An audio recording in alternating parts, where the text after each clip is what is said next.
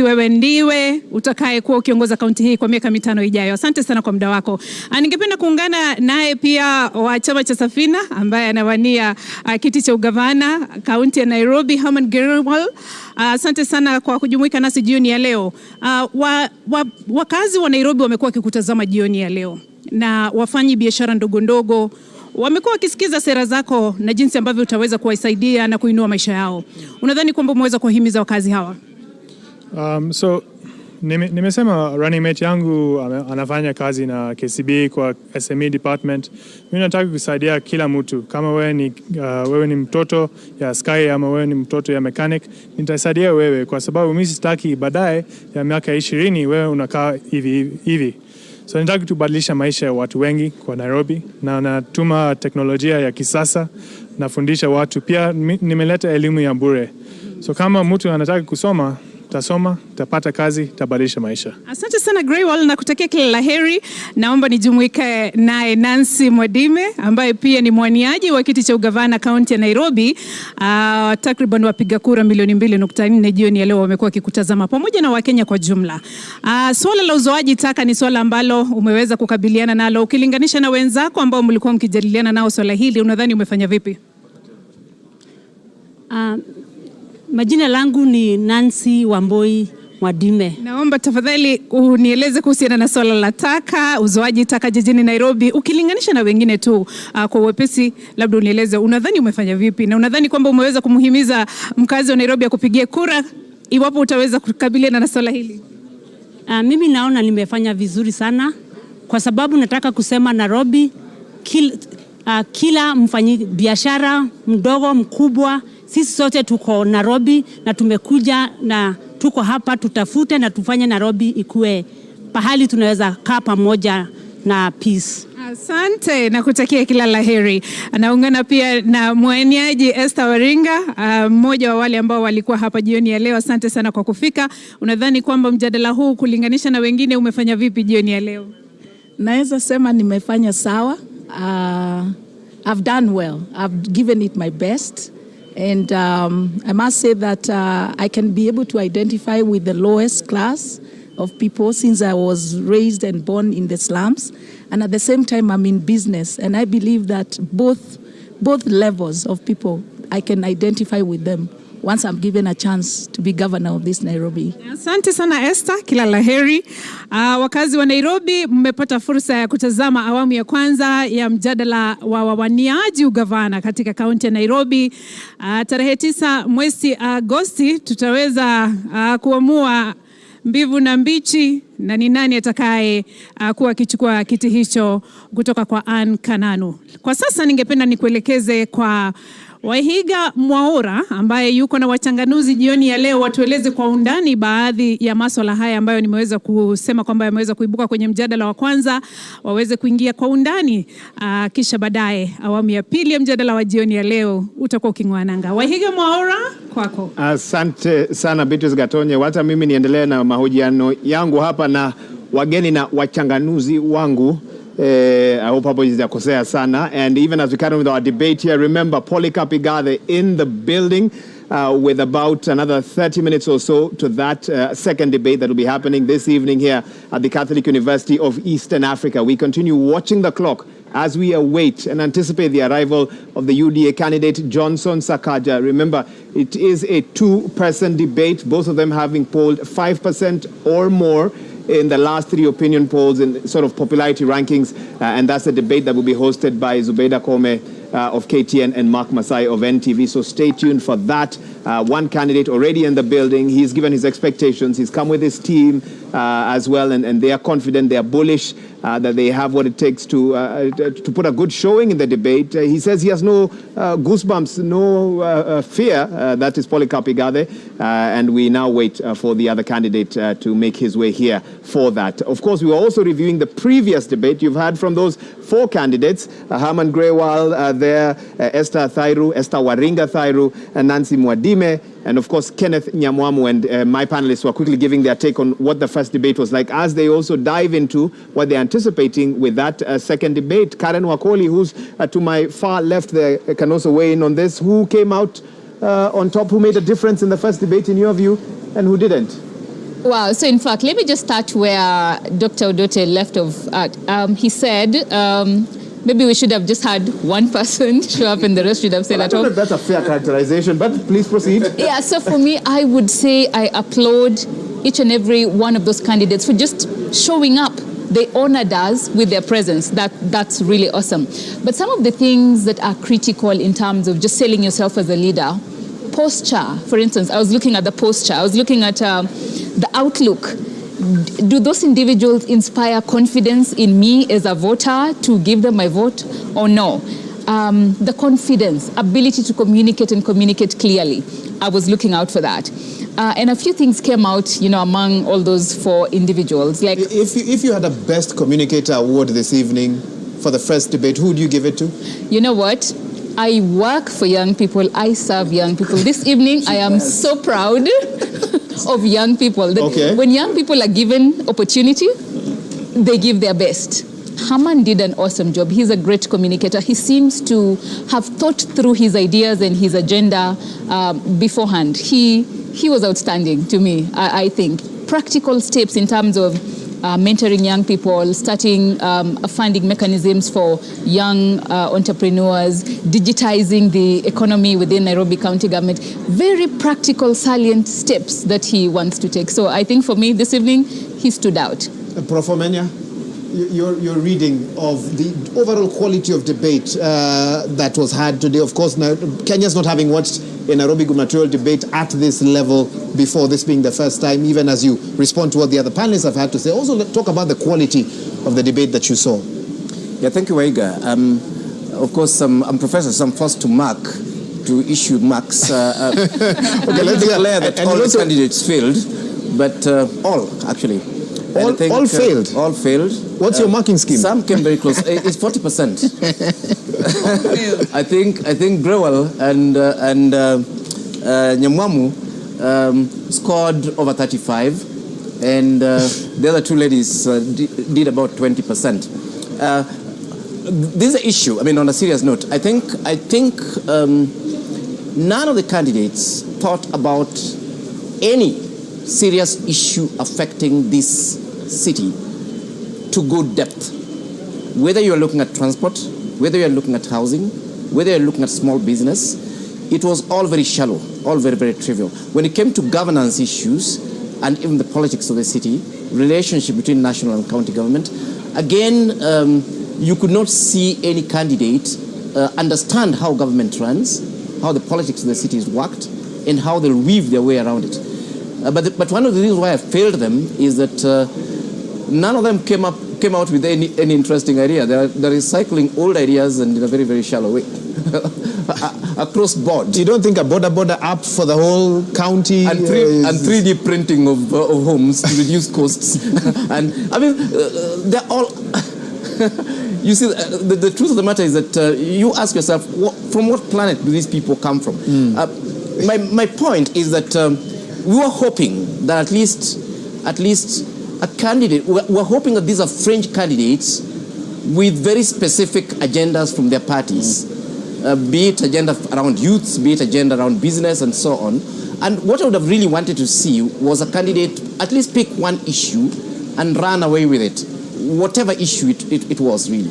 And you did not see that? And across board, I mean, I did not see anything, be it from transport, be it SMEs, be it revenue generation. You didn't see even? No, none. Okay. Zero. Okay. Oh. Philip, before I come to you, Wanjiro, can you really go deep in 2 minutes? I don't think, are we being overly unfair? Well, I'm definitely not going to be as strict as Professor there.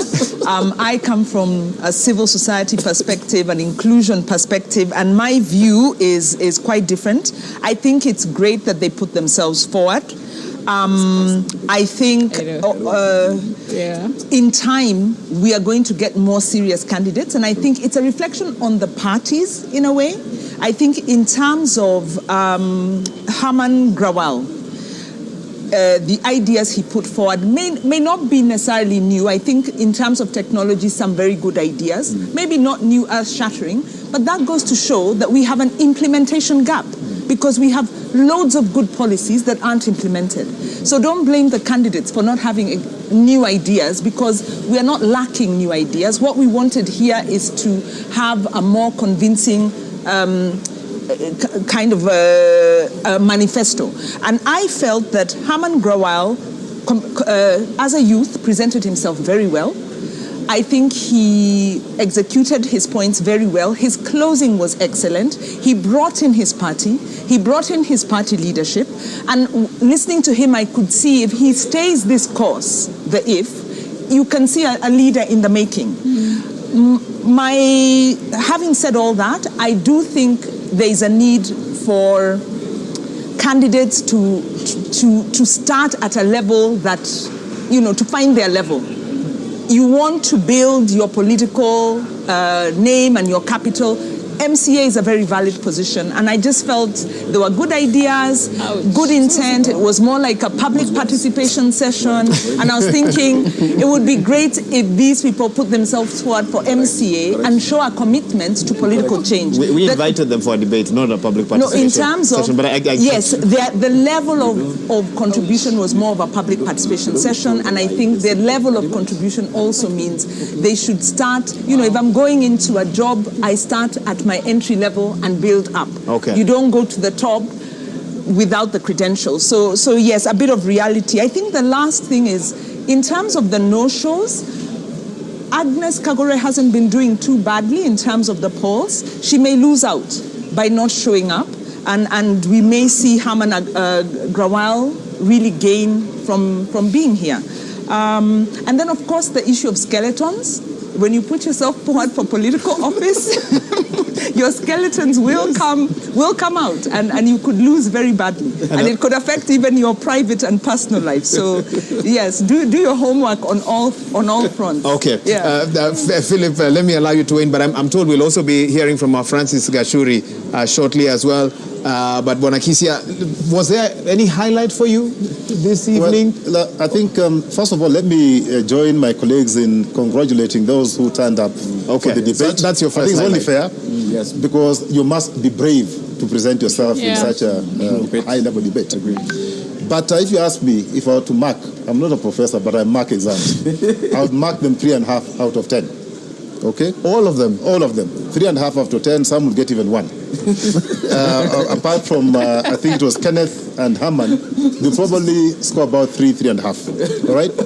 And just as Wanjiru said, I think you need to know where your place is. Okay. At a point. Philip, I may need to interrupt you for a developing event here at the Catholic University of Eastern Africa. I'm told Johnson Sakaja is in the premises. And there we go. Francis Gachuri has that update for us. We've been waiting for this, Gachuri. Absolutely, Wahiga, and good afternoon to you once again. Johnson Sakaja, the UDA candidate, is within the premises. Just like Polycarp Igathe was a short while ago.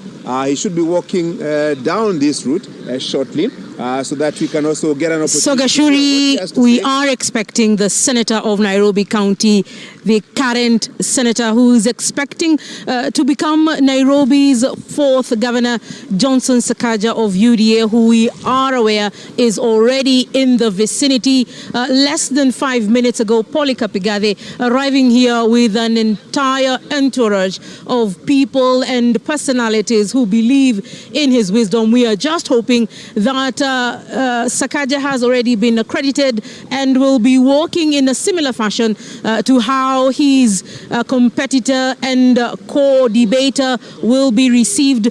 This turning out to be quite an interesting evening. We were expecting that this debate was going to happen at 7:30. Now we're hoping for it to begin at 8 p.m. For another 90-minute round of questions and answers.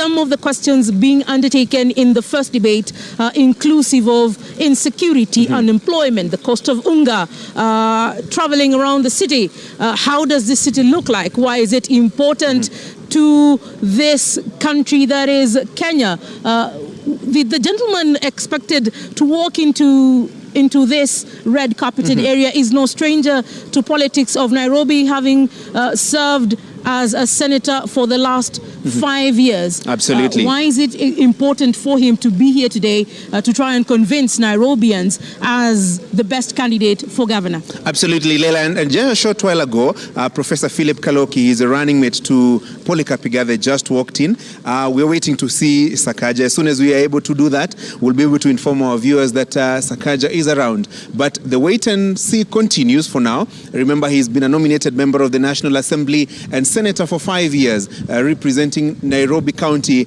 in the Senate, the bicameral parliament, the National Assembly and the Senate. So he has been a representative of Nairobi County in the Senate, county number 047. So, Wahiga, let me hand it back to you. As soon as we spot Sakaja, definitely we'll be able to tell our viewers and just get to hear what he has to say insofar as this debate is concerned. Back to you, Wahiga.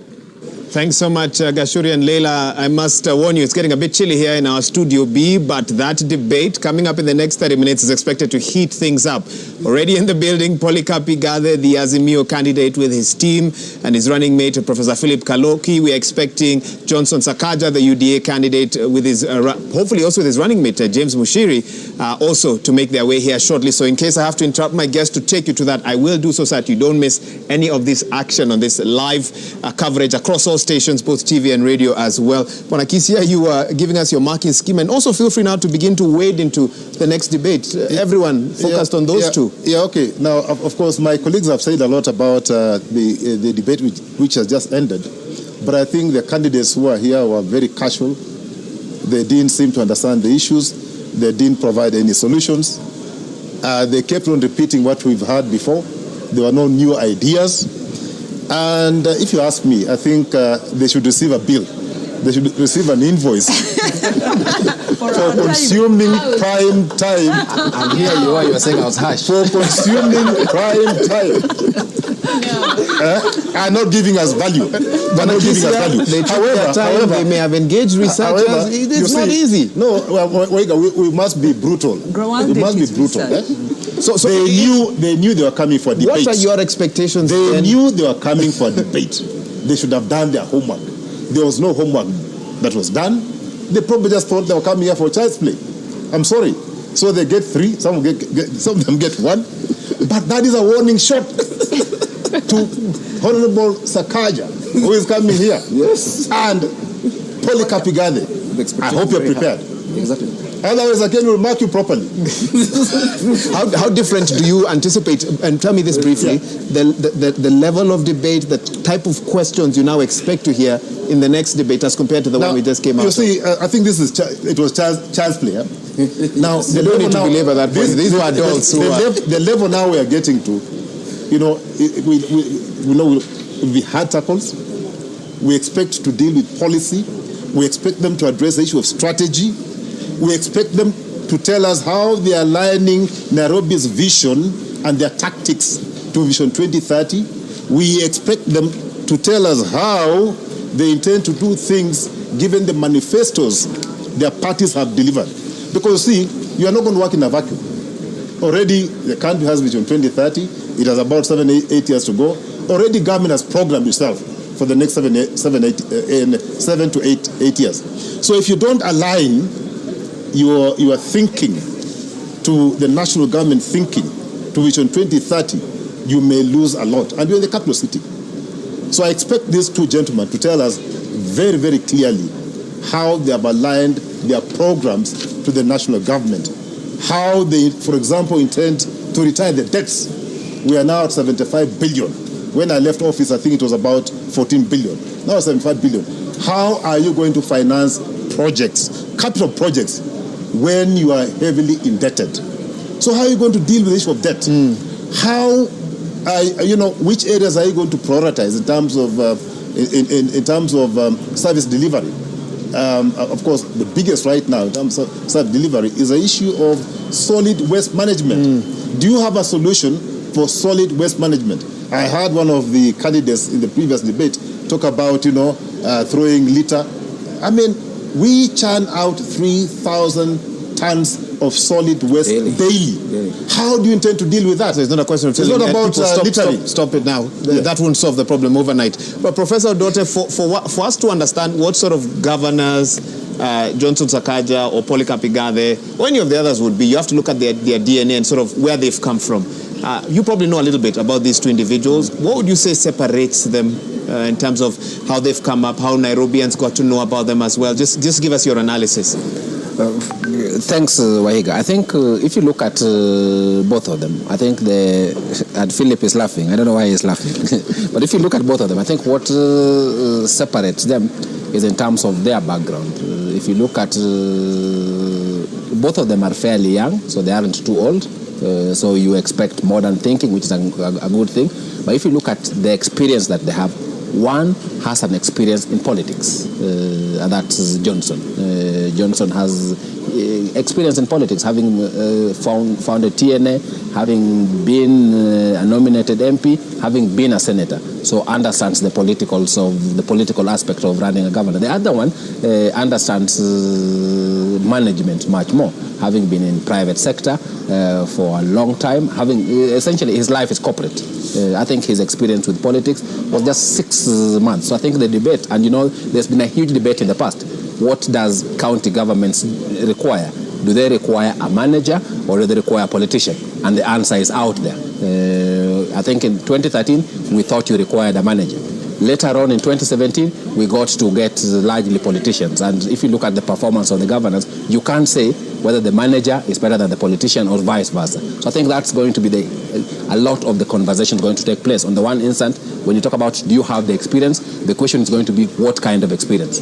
Is it management experience or is it a political experience? That's going to be the critical issue that's going to stand up between the two of them, in my view. And a very important point that you've raised. I want to hear more from Karen on. Karen, when you look at where Nairobi is right now, with NMS still very much involved in Nairobi affairs, with the challenges that Nairobi faces, rapidly increasing population, under pressure from other capitals around the region who are seemingly shining as well, garbage and transport and housing and so forth. Does Nairobi or would Nairobi fare better in the hands of a career politician or a career professional? Is one of the debates I've been hearing out there, and I'd be keen to hear from you on where you think sort of is the best way forward.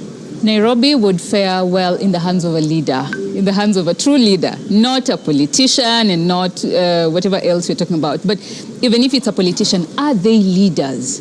Do they have the ability to tap into the power of the resource of the people they have? Do they have a track record to be able to actually transform one thing to the other? Do they have a vision? Are they committed to that? Are they committed to listening to people and implementing policies to the latter? So it's about leadership. It's not about politics or management. They both have a track record. They have led, Igade has led a business and a number of businesses, been in several management. Businesses, actually. Several businesses. Sakaja has been in the political space from student leadership at SONU at the University of Nairobi. So they both have a track record. But the question is, do they have the leadership ability to transform the county? That is the question. That's the big question for you this evening. Professor Omenya, I'm going to put you in the shoes of the moderators this evening, and they have their own questions which they'll pose.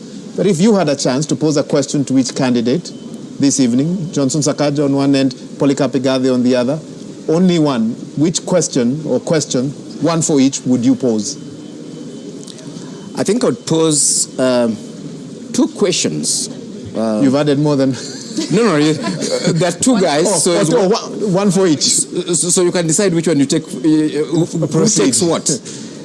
I think one key question is really about what the position Nairobi occupies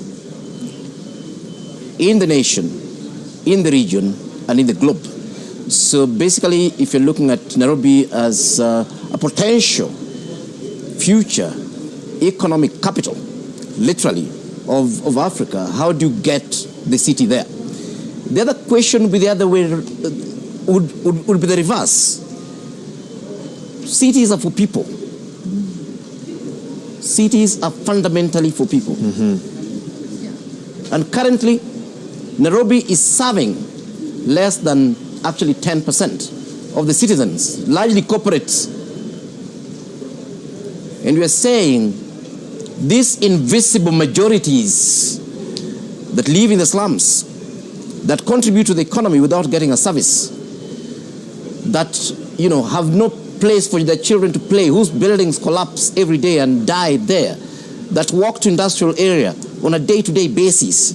What are we going to do about them? Are we sending them to Sri Lanka or will develop the city in a way that all the citizens prosper socially and economically? And what would they realistically do to deal with this dichotomy? The need to create a glitzy city with an expressway, and on the other hand, the need to ensure that this resident of the informal settlement, whose water has been increased today by 40%, who was already paying 40 shillings per jerrycan, now they'll be paying 60, that this person actually finds Nairobi livable.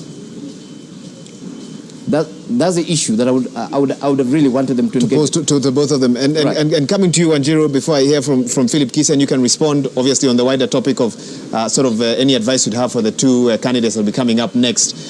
As much as there's great contestation to lead the county of Nairobi, that seat is a hot one. The first two office holders, I believe, are still battling cases in court at the moment over the same. What advice would you have for the next governor? You lead an accountability institution. What must they do to ensure that they tick the accountability box should Nairobians give them the mandate on the 9th of August? Well, yes, they should veer away from what has landed their predecessors into this problem. So it's more of what they should not do in their individual capacity. But I think the more crucial question is, how do you transform the culture? Because Nairobi has a culture dating back many years of ingrained corruption, unfortunately. And the issue of transformation is about changing systems.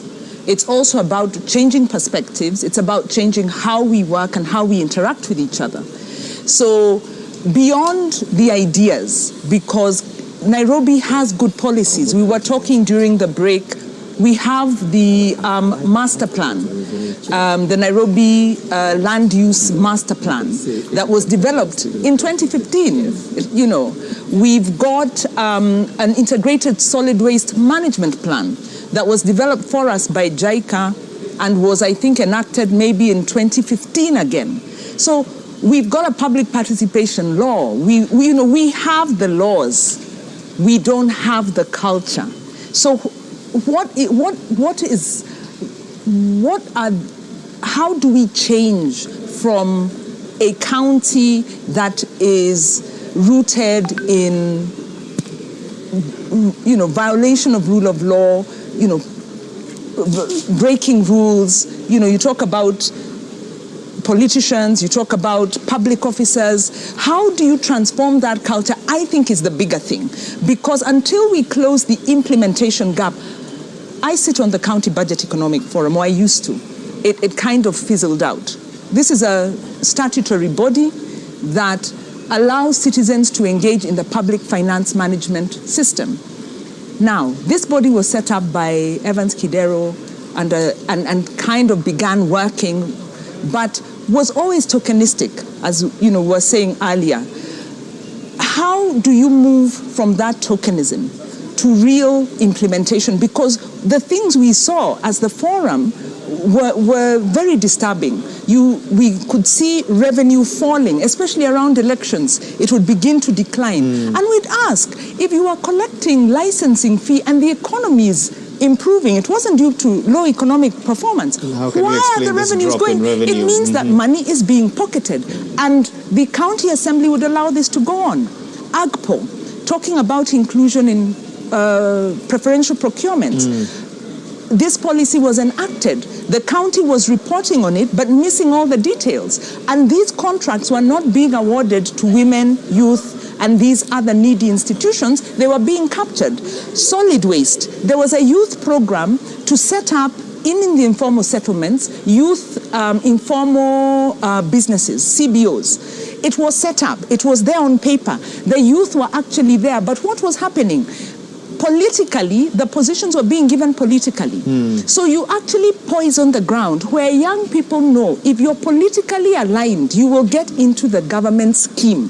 So the biggest crisis we have is that Kenyans or Nairobians possibly interact with government in two ways. Either you're coerced and harassed, or you're corrupt.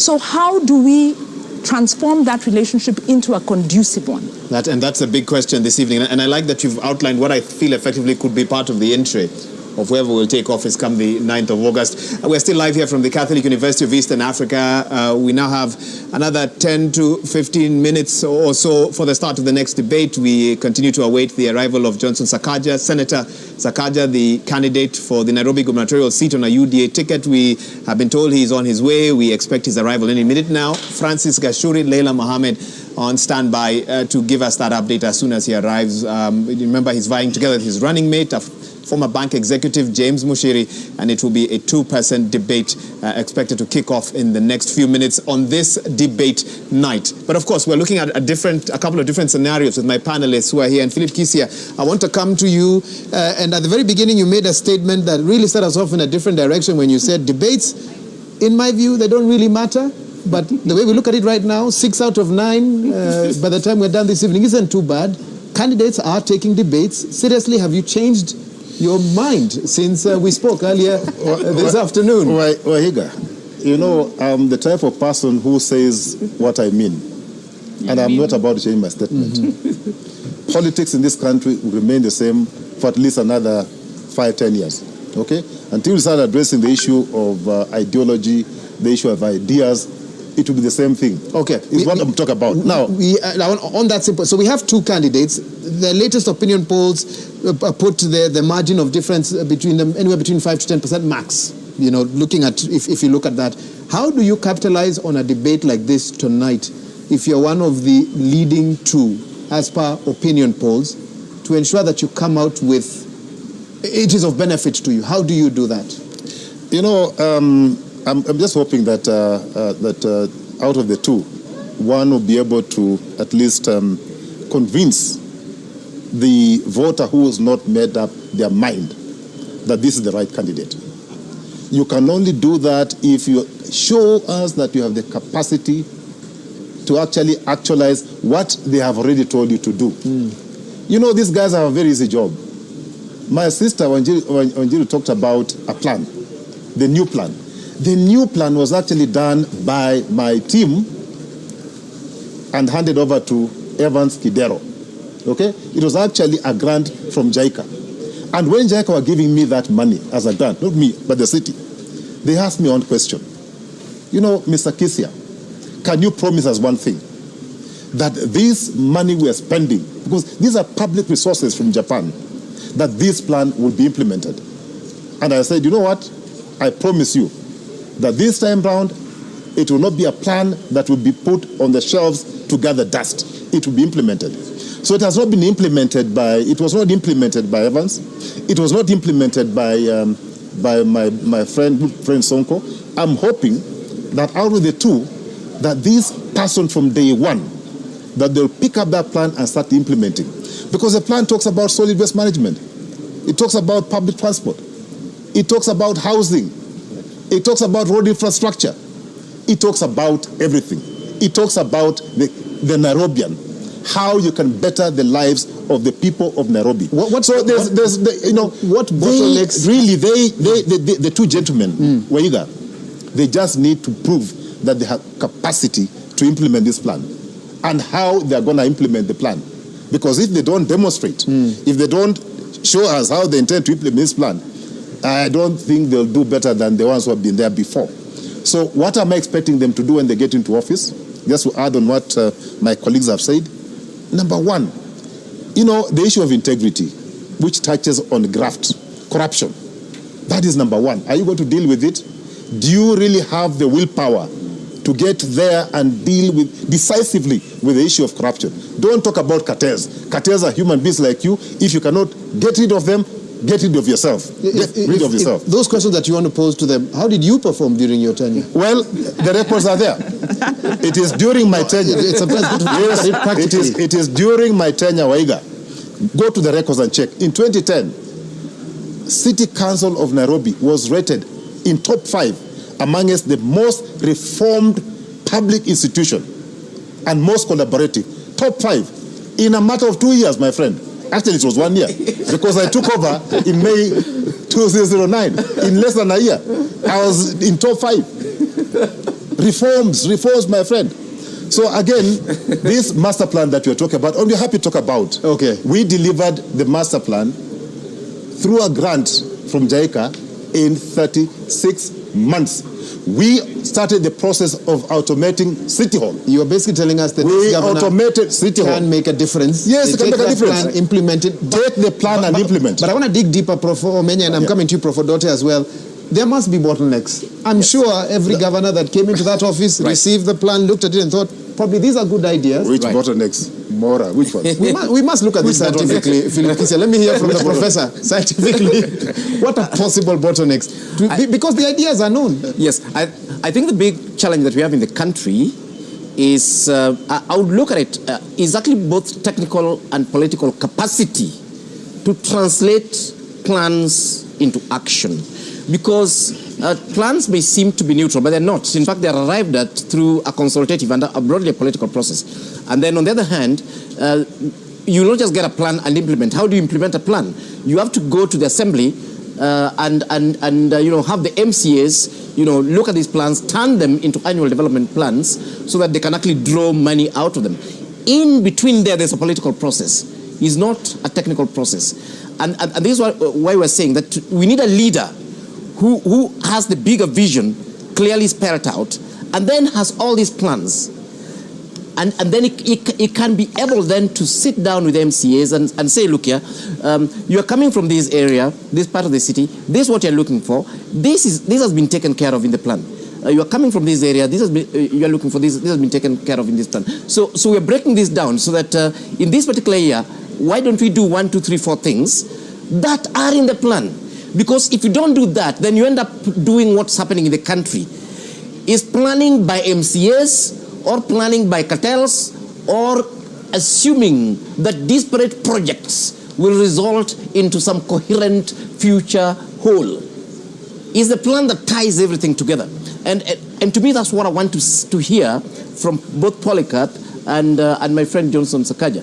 That how will they be able to get these technical, very good documents that have been done, and nobody disputes that they're actually good documents, and be able to go through this political quagmire that is packed with all sorts of crocodiles called MCAs, and then be able to still deliver on these processes.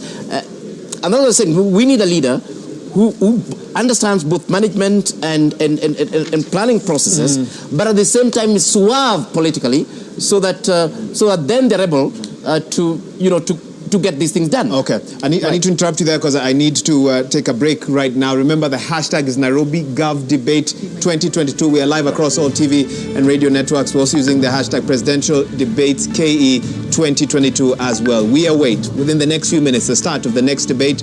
Already in the building, Polycarp Igathe, the Azimio candidate for the Nairobi gubernatorial seat, and any minute now we expect the arrival of Johnson Sakaja, the UDA candidate, of course, in the Kenya Kwanza team as well. But for now, let's take that break. We are live from the Catholic University of Eastern Africa, and we're here from our Studio B, where we continue to analyze everything that happens around this debate today, this being the first one in a set of 3, with the other 2 coming up over the next 2 weeks or so. Stay with us.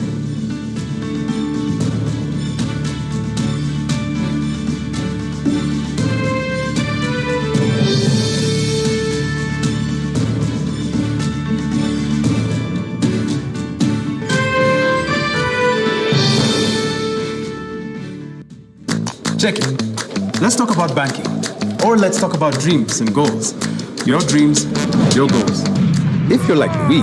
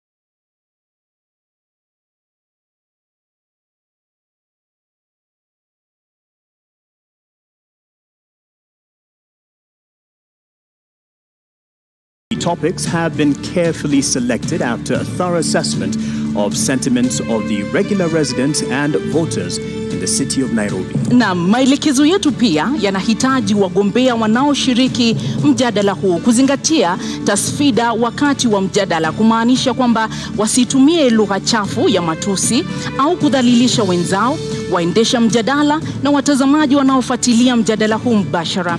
Lugha ya maneno au ishara zinazoweza kutafsiriwa kuwa matusi hazitaruhusiwa kutumika kwenye mjadala huu. The same responsibility is shared by the audience seated here in this auditorium. Debate rules do not permit any cheers or jeers, except now, when we turn our attention to the debate platform to welcome the candidates Polycarp Igathe and Johnson Sakaja. Na mtazamaji, kuingia katika ukumbi huu tulikuwa tumeweka kura ambayo ilistahili kuelekeza ni nani ataingia kwanza na kuwapa nambari wale wawaniaji wawili ambao tunatarajia kwenye mdahalo huu. Kwa sababu Sakaja kufikia sasa hajawasili, inamaanisha kwamba Polycarp Igathe wa Jubilee ndiye atakuwa ukumbini kwa hivi sasa. And the show must move on, so we will call in this first candidate, Polycarp Igathe of the Jubilee Party.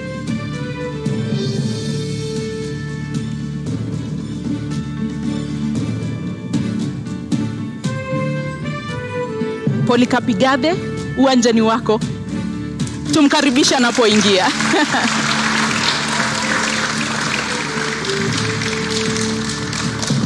Thank you. Maintain the position of your podium for the length of this debate. And as indicated, our starting time was clear to all the candidates invited. Thank you for honoring this invitation. And that slot remains open for Johnson Sakaja, the UDA candidate running for governor. I'll start with you, sir.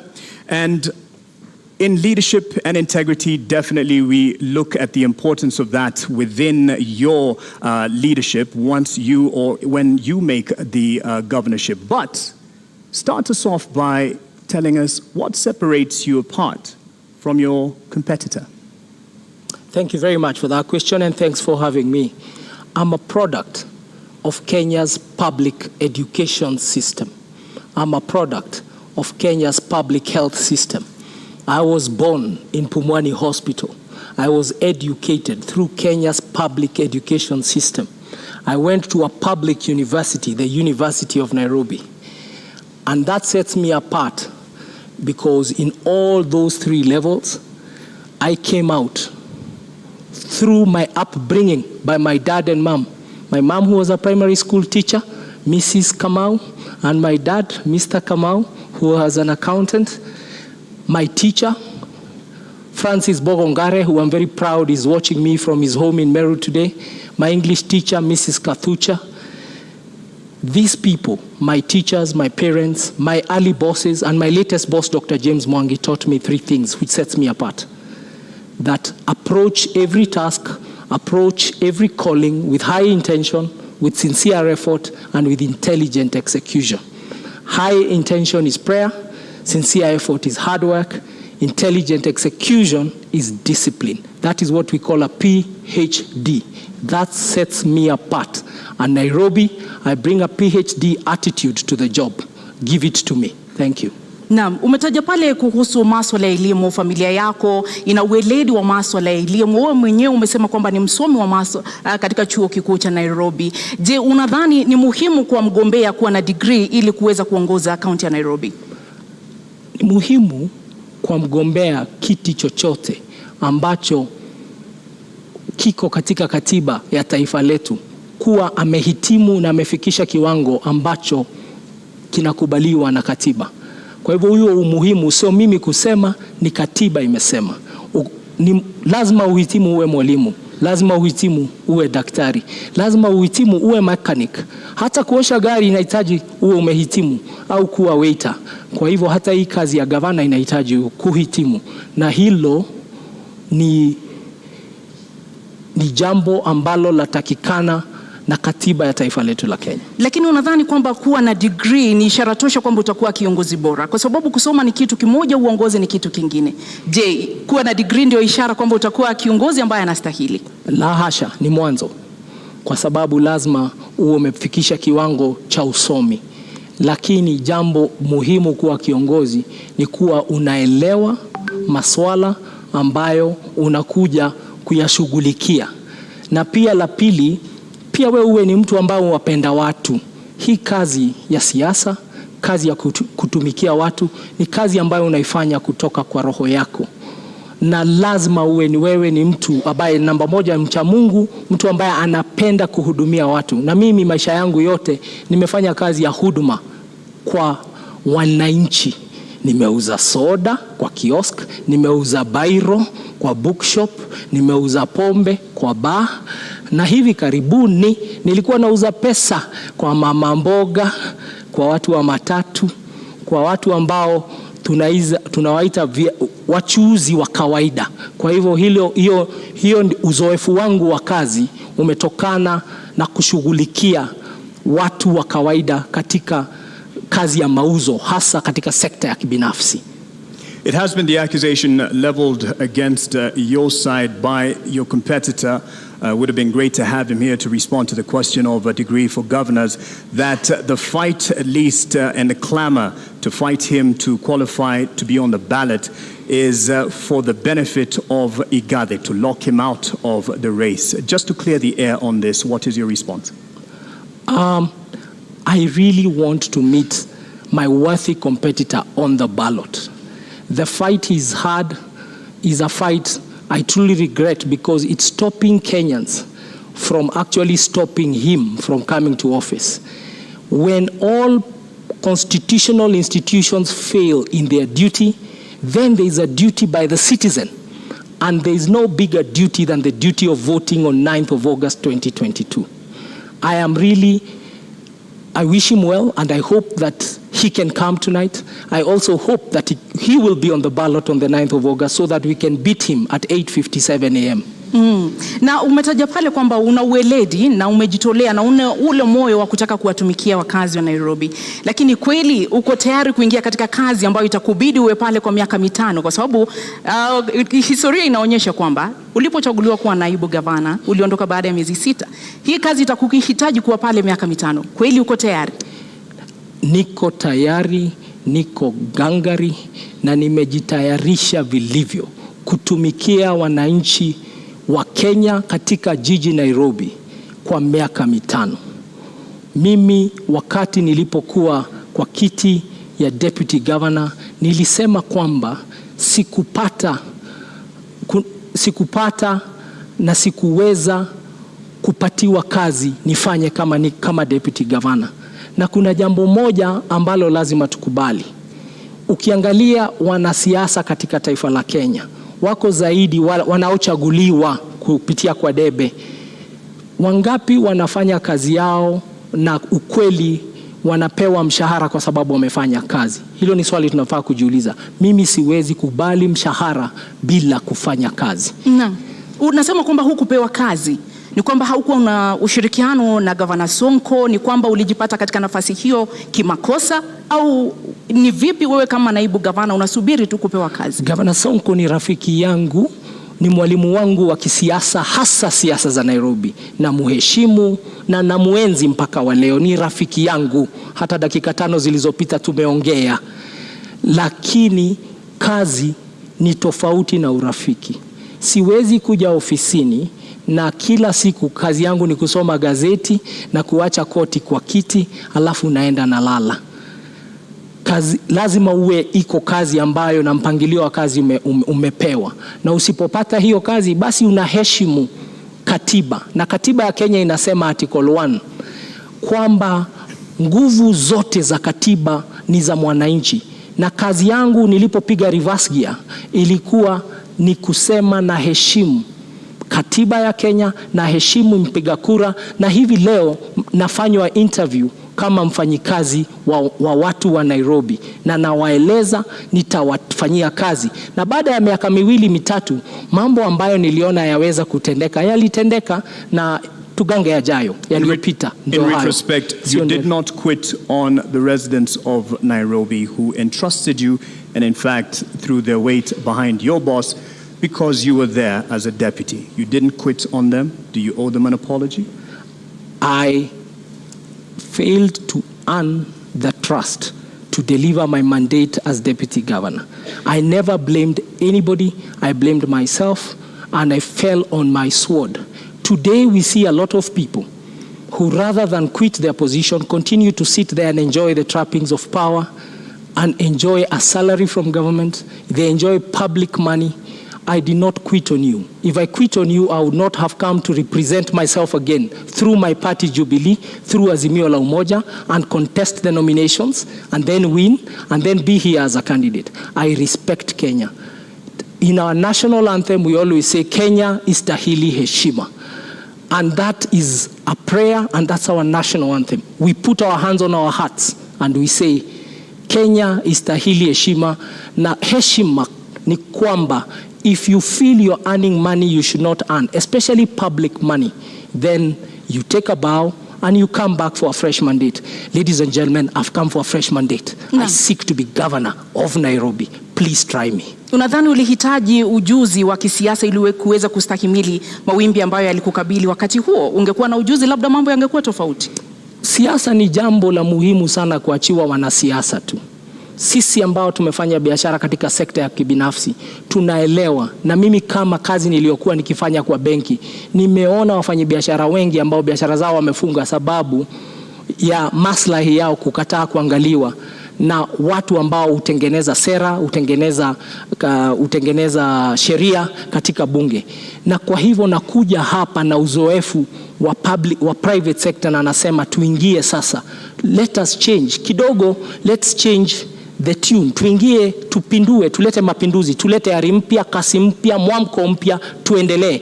Tujaribu mtu ambaye ana uzoefu ambao unaweza kusaidia kisiasa. Na siasa ni nini? Siasa ni ile mambo ya kuleta watu pamoja ili mtimize maslahi ya watu na jamii. Mtengeneze uchumi, tutengeneze mazingira, tutengeneze jamii na tuendelee pamoja. Hiyo ndio siasa. Hata katika sekta ya kibinafsi, kazi ndio hiyo ya kufanya kazi na wenzetu. So nimekuja hapa, nimejitolea, nimeamua kwamba Nairobi hatuwezi tena tukaendelea jiji kubwa kama hili kuongozwa na uongozi ambao hauna uzoefu wa kufanya kazi. Mimi na kazi ya kuendesha jiji ni kazi ambayo inahitaji ufanye kazi na wafanyikazi ambao nimechunga. Nimeendesha makampuni ambayo iko na wafanyikazi maelfu, budget za mabilioni, na ndivyo nasema nafikiri nina uzoefu. Hii kazi ya budget bilioni 40, wafanyikazi 15,000, nataka hao wafanyikazi wapate kiongozi bora, kwa sababu wakipata kiongozi bora tutapatia wananchi wa Nairobi huduma na taifa letu litakuwa nzuri, na nitakuwa nimefanya kazi yangu kama mwananchi wa taifa la Kenya. You do have the decorated profile in terms of the boardroom and the qualifications therein. Politics is part of the game, and especially for a county like Nairobi and the position it has nationally. Are you confident about your political ability to make sure that you control and you keep things under control within the capital? Thank you very much for the compliment. I can tell you, even private sector, there's a lot of politics. In business, there are shareholders, there are employees, and there are customers. Shareholders invest in employees. Employees invest in customers. Customers pay the shareholders, and the cycle works like that. In politics, the shareholder is the political party. The political party then nominates candidates who come as politicians and civil servants who come as civil servants. And the work of civil servants is to then serve the public. And the public in turn keeps giving power to the right party. I am very proud to be a member of Azimio la Umoja, led by the most disciplined shareholder in politics, if I can use those words, Raila Amolo Odinga Baba. He has run the most disciplined political party. I'm very proud to be a member of his team. I'm very proud to be a member of the Nairobi team with my colleague Edwin Sifuna, with my colleague Esther Passaris, with all our MPs. I'm very proud. And because I'm joining a disciplined team, we are going to serve the public. What has been the problem of politics is we, just like in business, we have employees. In politics, what we see is that you have politicians political parties and politicians who have come together to steal from the public. It's like a shareholder and an employee and management stealing from the customer. That's not sustainable. What I can say is, in closing, that remark is, when a customer loves you, no one will harm you. When a voter and the public loves you, no one will harm you. We are seeing it in Sri Lanka. We are seeing it in very many countries, that people are eventually, the silent majority, we have in Kenya, we have a very big silent majority. Quiet people, decent people, honest working people who go about their lives. They are really tired of the circus of usual politics, of insults, of drama, of coming late for interviews, of eligibility to a job. It just says this is what the eligibility. People are really tired. And I know that because I live amongst the people and I'm a son of this country. People just want a normal servant service person. They just want a politician or a leader who just gets the job done. And me and my partner, my deputy governor, who's an accomplished scholar, Professor Philip Kaloki, we are just here to get the job done. And we have come with a full blessing of our party, and we have fused a lot of ways: the Wiper way, the ODM way, the Jubilee way, the NAK Kenya way, the KANU way, the UPIA way, the DAP way. We have fused that, and that is the genius of this thing called Azimio la Umoja. Kenya will never be the same again because you Kenyans have decided to vote for Azimio la Umoja on 9th of August 2020. Umetaja pale kiongozi wa Azimio Raila Odinga na ukamtunukia sifa kedekede. Je, uamuzi wako wa kuingia katika kinyang'anyiro hiki ulikuwa ni uamuzi wako wa hiari, wa binafsi, au ulikuwa uamuzi wa Raila Odinga na mrengo wa Azimio la Umoja? Uamuzi wangu kuingia siasa niliufanya tarehe March mwaka 2017. Ndipo niliamua kuingia kisiasa kabisa. Na mimi nimekuwa member wa Jubilee Party kutoka wakati huo. Watu wengi wanasema nimeingia siasa hivi sasa. Nilichaguliwa na kura 869,000. Nafikiri kidogo naomba nikukatize. 2017, wacha nimalize. Kwa sekunde chache naomba. Nilichaguliwa na kura 869,000 wakati uliopita. Na sasa nimerudi tena kusimama. Ni uamuzi wangu binafsi wa kuja kwa siasa, na nilipigania kiti, nikang'ang'ania kiti, nikashinda tikiti ya chama tawala Jubilee. So Igathe is his own man.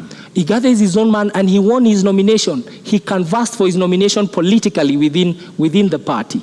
Right. And within the party, we also had two other candidates. The people who were running against me also did not have degrees, and I bet them. All right, on that point, I think you'll be happy with this intervention because your competitor for the governor's seat has arrived, and would like to now call in Senator Johnson Sakaja. Hey, karibu mdosi. Sasa bro, how are you? Good, how are you doing? Good, karibu sana. Good to see you. Pole. Traffic mbaya, tutasort. Thank you very much. Senator Sakaja, why are you late? Well, my opponent is used to head starts, and so I wanted to give him an opportunity, and we're here. Lakini mbona umekuja kuchelewa? Nilikuwa nataka kumpa nafasi, aanze, amezoea kupatiwa nafasi ya kuanza. Na hakuna haja kuzingatia hiyo zaidi. I think we all know the head start we're talking about, that is from government, etc. But good to see you, Polycarp. Good to see you, Sakaja. Welcome. I look forward to a good debate. Thank you. All right.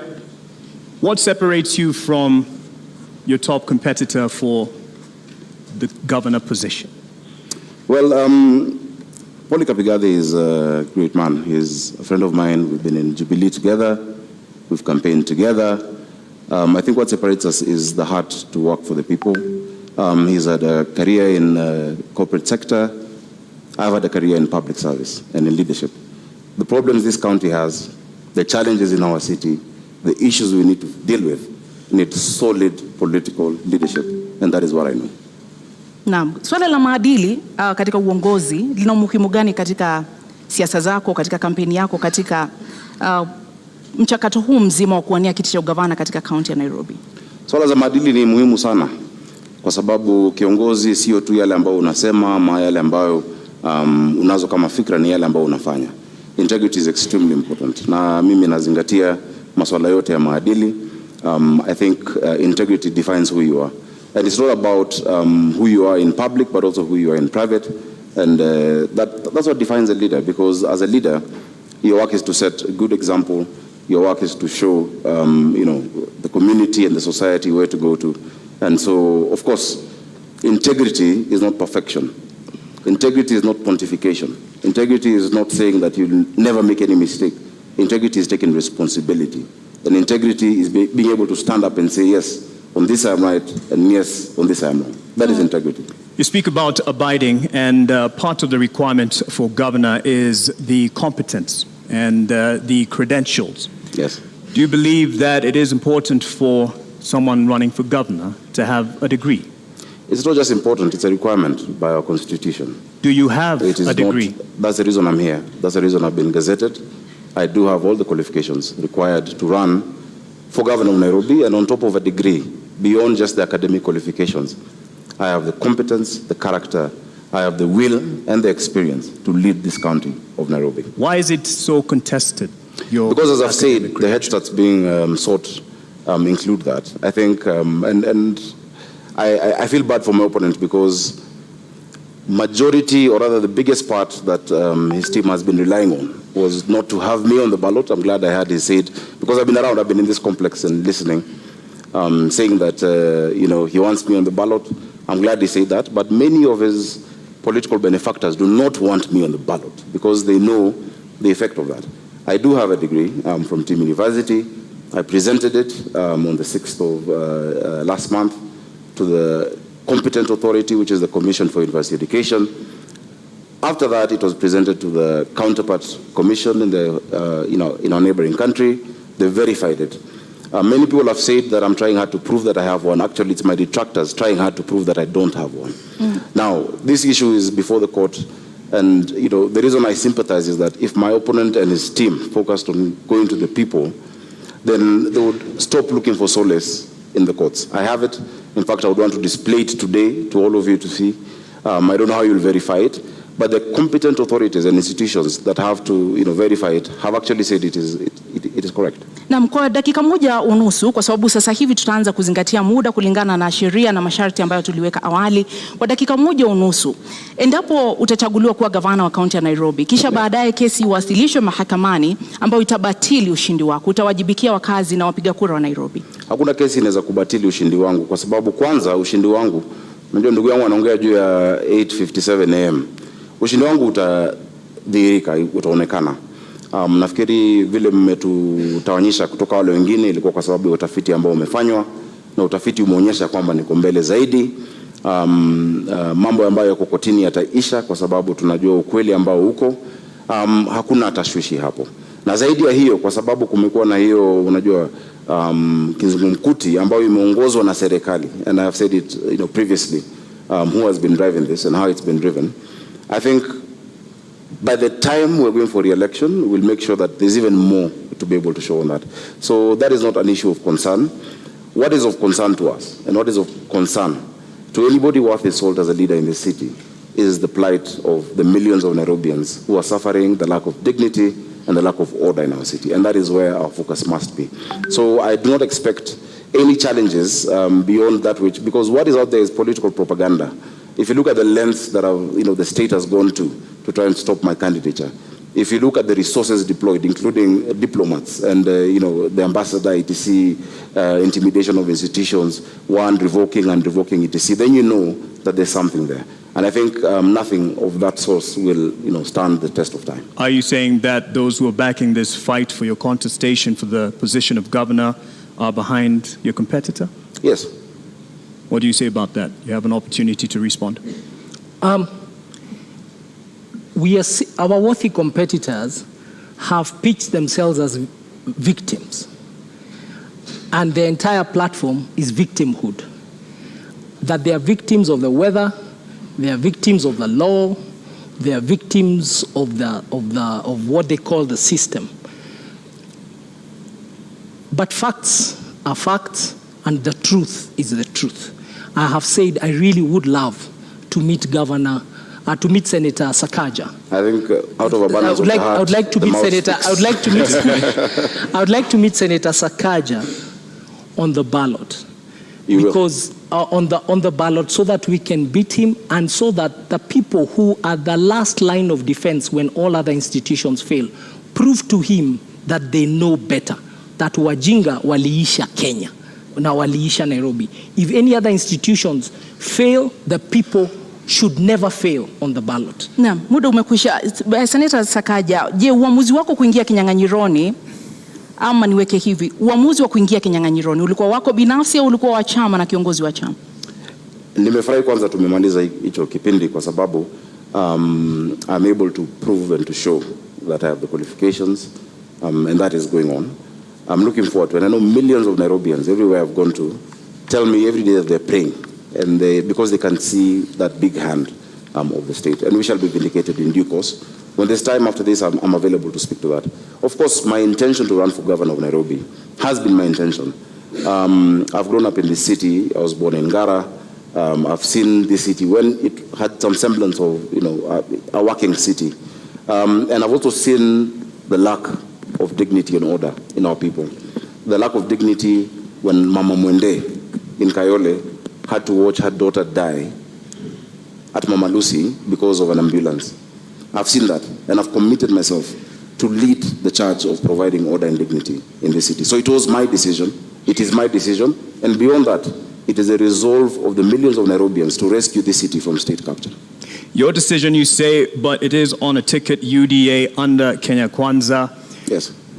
If you are elected as governor, how much of a burden will the patrons of your particular alliance have or be to your leadership as governor? I think I've distinguished myself over the years as an objective leader, as a leader who stands his ground, as a leader who stands on principle. Many times, even before what my competitors and their colleagues thrive on, they like talking about the handshake, I've demonstrated what we call Siasa Safi. When the Honorable Prime Minister, former Prime Minister's retirement benefits were being rejected in Parliament, because his now partner and brother said he must retire from politics, I'm the only person from Jubilee who stood up to defend. When Honorable Oloch was being fought at Pan-Africa by Jubilee members on the 26th of October, I'm the one who defended him. When Babu Owino was thrown into a cell and Raila Odinga and Wetangula could not remove him, I went, despite there not being any agreement before the handshake. I believe in Siasa Safi. I believe politics is not enmity. And I want to assure even my opponent that once we get into office, some of the ideas he has, because he's a good manager, and this city also needs, in some areas you need managers, of course, led by a leader with a vision. We'll incorporate the ideas. Everybody sitting on that side knows that I have no negative relationship with them, and that is the Siasa Safi Nairobians want. And that is why all your polls show that Nairobians across the political divide have resolved to support me for the office of governor. Bwana Polycarp, je, ni kwamba Azimio mnaendesha siasa chafu katika kaunti ya Nairobi? Kwanza wacha tuangalie siasa safi ni nini. Mwaka uliopita taifa la Kenya, the amount of money, pesa ambazo walituma kwa serikali gatuzi kutoka kwa serikali ya kitaifa was 370 billion shillings. 370 billion, Nairobi ilipata 19 billion. 5% only ndio ilikuja Nairobi. Nairobi, wapiga kura Nairobi ni 11% ya tuko 2.4 million out of 2.4 million voters out of 22 million voters in the country. Now, Nairobi contributes 2.2 trillion wame collect Kenya Revenue Authority. 60% ya hiyo 2.2 trillion imetoka kwa viwanda na wafanyi biashara hapa Nairobi. How does somebody contribute 60% of revenue and you only share 5% back? Na hiyo siasa safi ndio seneta wetu amefanya katika Senate. Kazi ya seneta ni kutuombea pesa. Ametuombea tu 5%. Alienda huko kufanya kazi ya county zingine. Hapa ndio sababu Nairobi hamna mashule. Tuna nasari pengine 211. Tuko na health centers kidogo sana, da dispensary. na ndipo njaa na umaskini umekithiri hapa, kwa sababu watu hawajui Nairobi is unaffected and a very poor country. Muda wako umekwisha. A very poor county. Muda wako umekwisha. That is not Siasa safi. Bwana Sakaja ameuliza umetetea vipi kaunti ya Nairobi ulipokuwa seneta katika kipindi hiki cha takriban miaka 5. Je, kweli umewajibika kama seneta wa kaunti ya Nairobi? Zaidi. Na zaidi ya wote wengine ambao walichaguliwa kama maseneta. Ukiangalia utafiti ambao umefanywa kwa miaka 3 ambayo imepita, for the last 3 years running, I've been rated the best performing senator in the Republic of Kenya. I brought more bills, more motions, more questions about the county administration of Nairobi than any other senator, and you can check. I can see you have laptops. You can check that. On top of that, the work of the senator is to bring resources to the county. When I became senator for Nairobi, Nairobi was receiving 15 billion. I'm living with it 3.3 billion higher at 19 billion. That is actually understanding your assignment and prosecuting it the way you need to. So I brought that money. In fact, naturally, it will take more than 10-15 years in terms of cycles of devolution to get to an increase of 3.3 billion. Something Igade says isn't quite enough, even though you've gotten it to 19 billion. Something he says isn't enough, given the contribution of the capital to the rest of the nation. Now, if you understand the framework of devolution under our constitution, fiscal decentralization has what we call the horizontal division of revenue. In that horizontal division of revenue, you have a county allocation of revenue bill, where you divide the amount that is given amongst the counties. So of course there is a ceiling of what has been given to all counties. What I have fought for is the fair share for Nairobi City County, which remains to be the highest, and over and above what any other county gets. Igade, you have a response on that? I don't know how much is enough. What Senator ensured persisted in this country is a philosophy that is unsustainable, that you take from people according to their needs and give to us. Instead, what we saw, he was a leader of a group called Team Kenya that even removed incentives for county to generate their own revenue. We used to get 1% extra if you generate your own source revenue. Like Nairobi is only generating 9. This is going to do about 9 billion of its own revenue. So the county, the CRA, Commission for Revenue Allocation, was giving us brownie points as a county if you collect your own revenue and you don't rely on the national government. And these are some of the things he did not protect as our senator. So how does somebody fail or does not succeed in their task and then you give him the job of governor? Na ulifeli katika kutetea na kulinda rasilimali za kaunti ya Nairobi, na ukiwa seneta kwa takriban miaka 5 ambao umekuwa katika uongozi, umeweka mikakati gani kudhibiti na kuimarisha ukusanyaji wa mapato katika kaunti ya Nairobi ambayo yameonekana kudidimia? 19 billion from 15 billion is success. It's an improvement. In fact, if I succumbed to the sloganeering that my worthy competitor is talking about, which in fact his argument is the best case to show that education does not necessarily equate to intelligence. Because if I bring a box and tell you this is 1 man 1 shilling and it's 1,000 bob to you, and inside it's 500 shillings, would you accept it? What they were offering Nairobi Polycarp was 134 million shillings more. I refused with my Team Kenya. I said Nairobi has the depth of poverty, that urban poverty bites harder than rural poverty, that you have nothing in this city, you'll have nothing to eat, you'll have nowhere to stay. And I refused that 135 million shillings and got 3.35 billion shillings for the people of Nairobi. If I was just to fall for the empty slogan, Nairobi would still be at 15.8 billion shillings today. So I'm very proud, and I'm proud of all my members, because not only did I secure that for Nairobi, I showed this country that there is no Kenya A and Kenya B. There's no second-class county in a first-class country. And I stand my ground that we must be patriotic. Even as we're in Nairobi, we have people from all across the country. On top of that, I can list to you the bills. I brought the startup bill. I brought the prompt payment bill. I brought the National Disaster Management Authority bill in the Senate. I have fought for Uber drivers, Taxify and all digital hailing apps.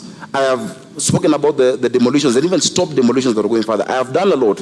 In fact, if you gave me maybe an hour or so to just list the things I have done in the Senate, and I hope the next Senate of Nairobi will be able to fill in those big shoes, that response, because the time is it is work that we've done. Let's push on with that aspect then on. You talk about not having enough funds allocated to Nairobi given its place in the nation. However, there is the issue of not being able to actually get the potential revenue that it can get. owing to the cartels in the city, which have been a thorn in the flesh of the administration, but it can be argued also fostered by the leadership. What will you do to get rid or deal with the cartels? Igade, you have a minute and a half. Thank you very much for that question. Nairobi collects, for sure, way above 200 million shillings every day. But what ends up in Nairobi coffers is around and about roughly 40 million a day. So over 160 million shillings is lost every day. That's the fact.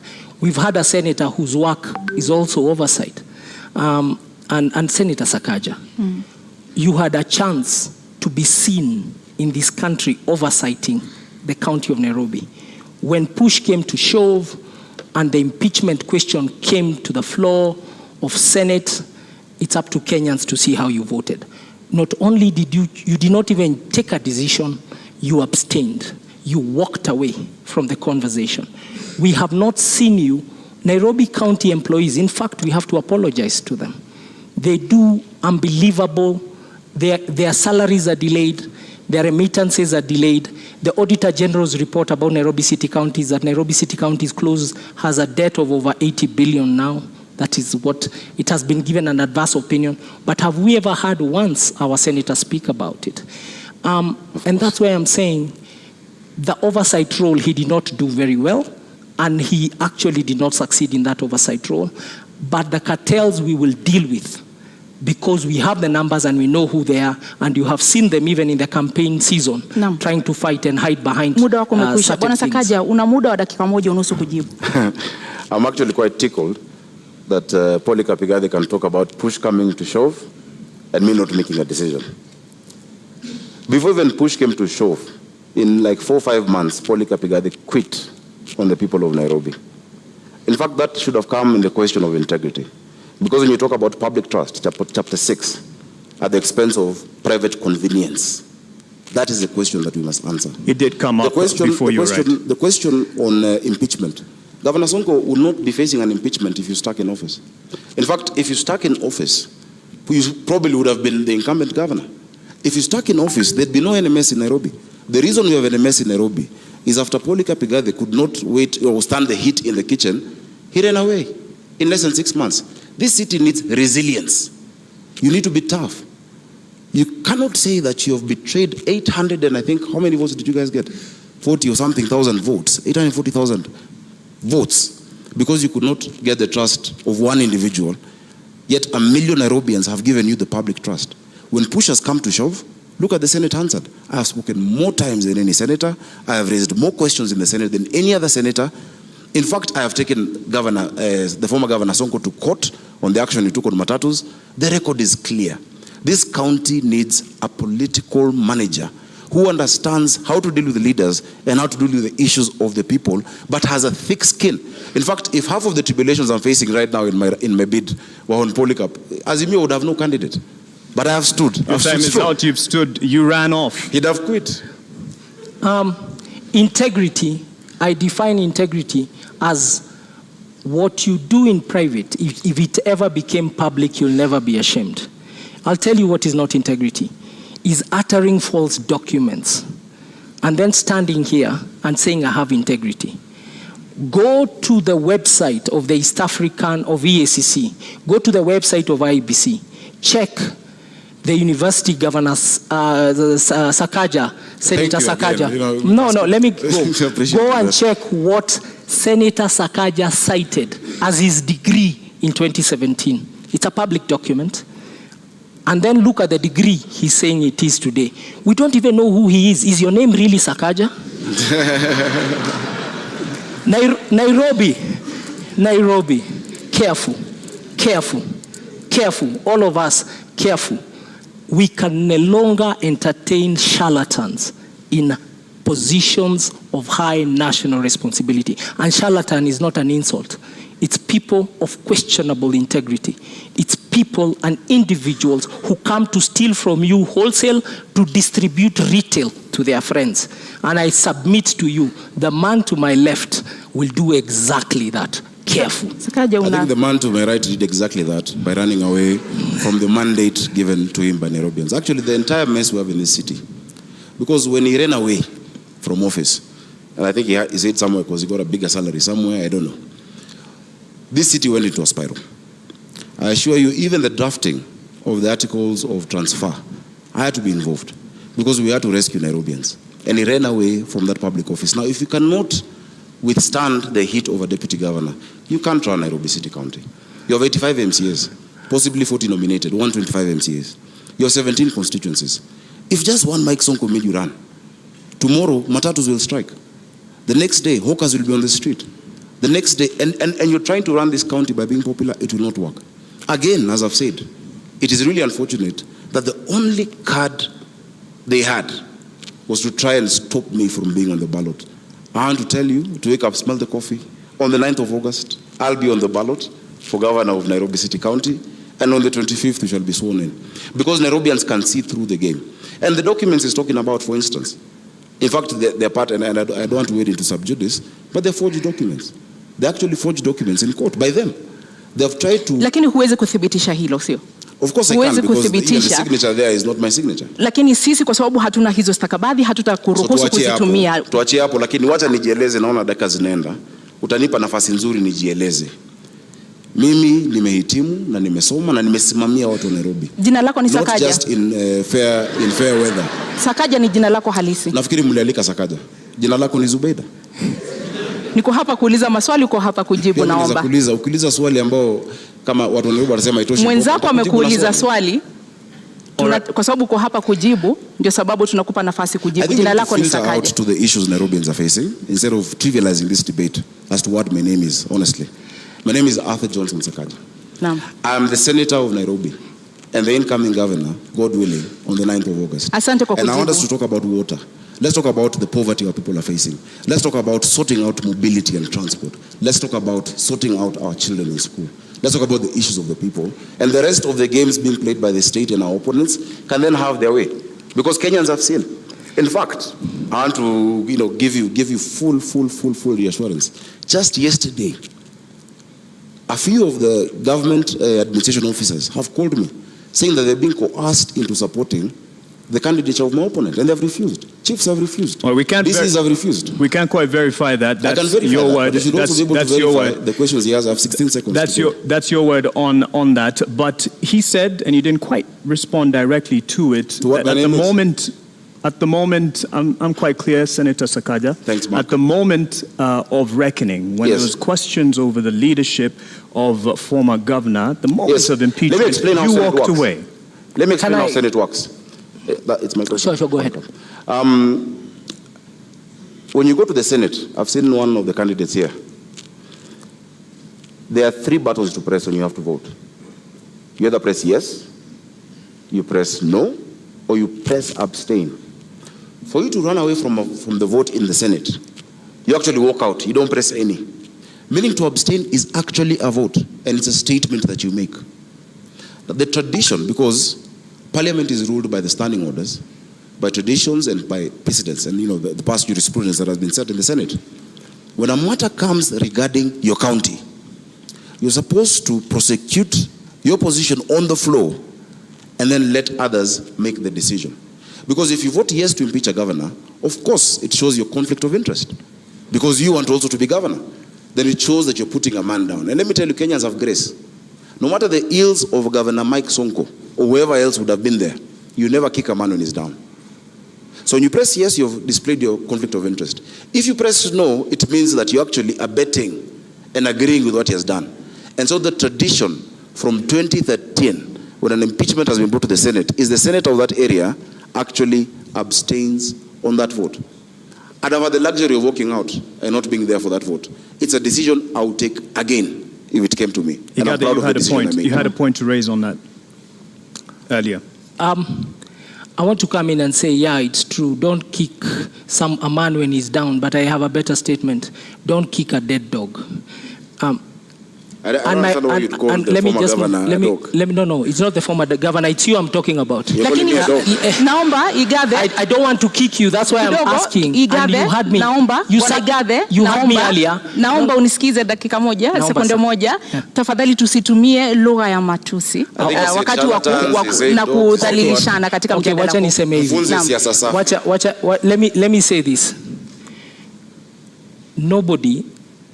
Not kicking a dead dog is actually an English phrase, it's not an insult. It's to say, don't go for somebody when he's down. And I already said, I want to meet him on the ballot. I want to meet my competitor. I want to meet my competitor. I truly want to meet my competitor on the ballot. But I want to remind him that uttering a false document is one of the laws in this country that does not. It is one of the things in this country that you're not fined for. You are taken straight if you are found guilty. And that is for the investigative capacity. We didn't come to do that here. All I'm telling Kenyans... That is an allegation. Can I finish? What the Constitution wants is a competent governor, a capable governor, a governor with a character. Ask yourselves, who amongst two of us can you trust? The biggest symptom of cartel behavior is in the situation with garbage collection in the city of Nairobi, the situation with pending bills, the situation with suppliers in the city of the county of Nairobi. We need to look at suppliers in the city of Nairobi and ask ourselves, who are they? Do they meet the threshold of our public procurement laws, procedures, and regulation? And I want to ask Kenyans to read Auditor General Nancy Gathungu's reports to really see what I'm talking about. Errors and omissions, the statement of assets and liabilities of Nairobi City County, the statement of cash flow, the statement of appropriation, recurrent budget, and development budget. When you read that statement, she's actually saying these numbers don't reflect the fair data of proper financial practices, proper HR practices. And that is where you see the name of the cartels. And only a president who is running on an anti-corruption platform like Raila Amolo Odinga can tackle this issue. And people who have been stood up to scrutiny.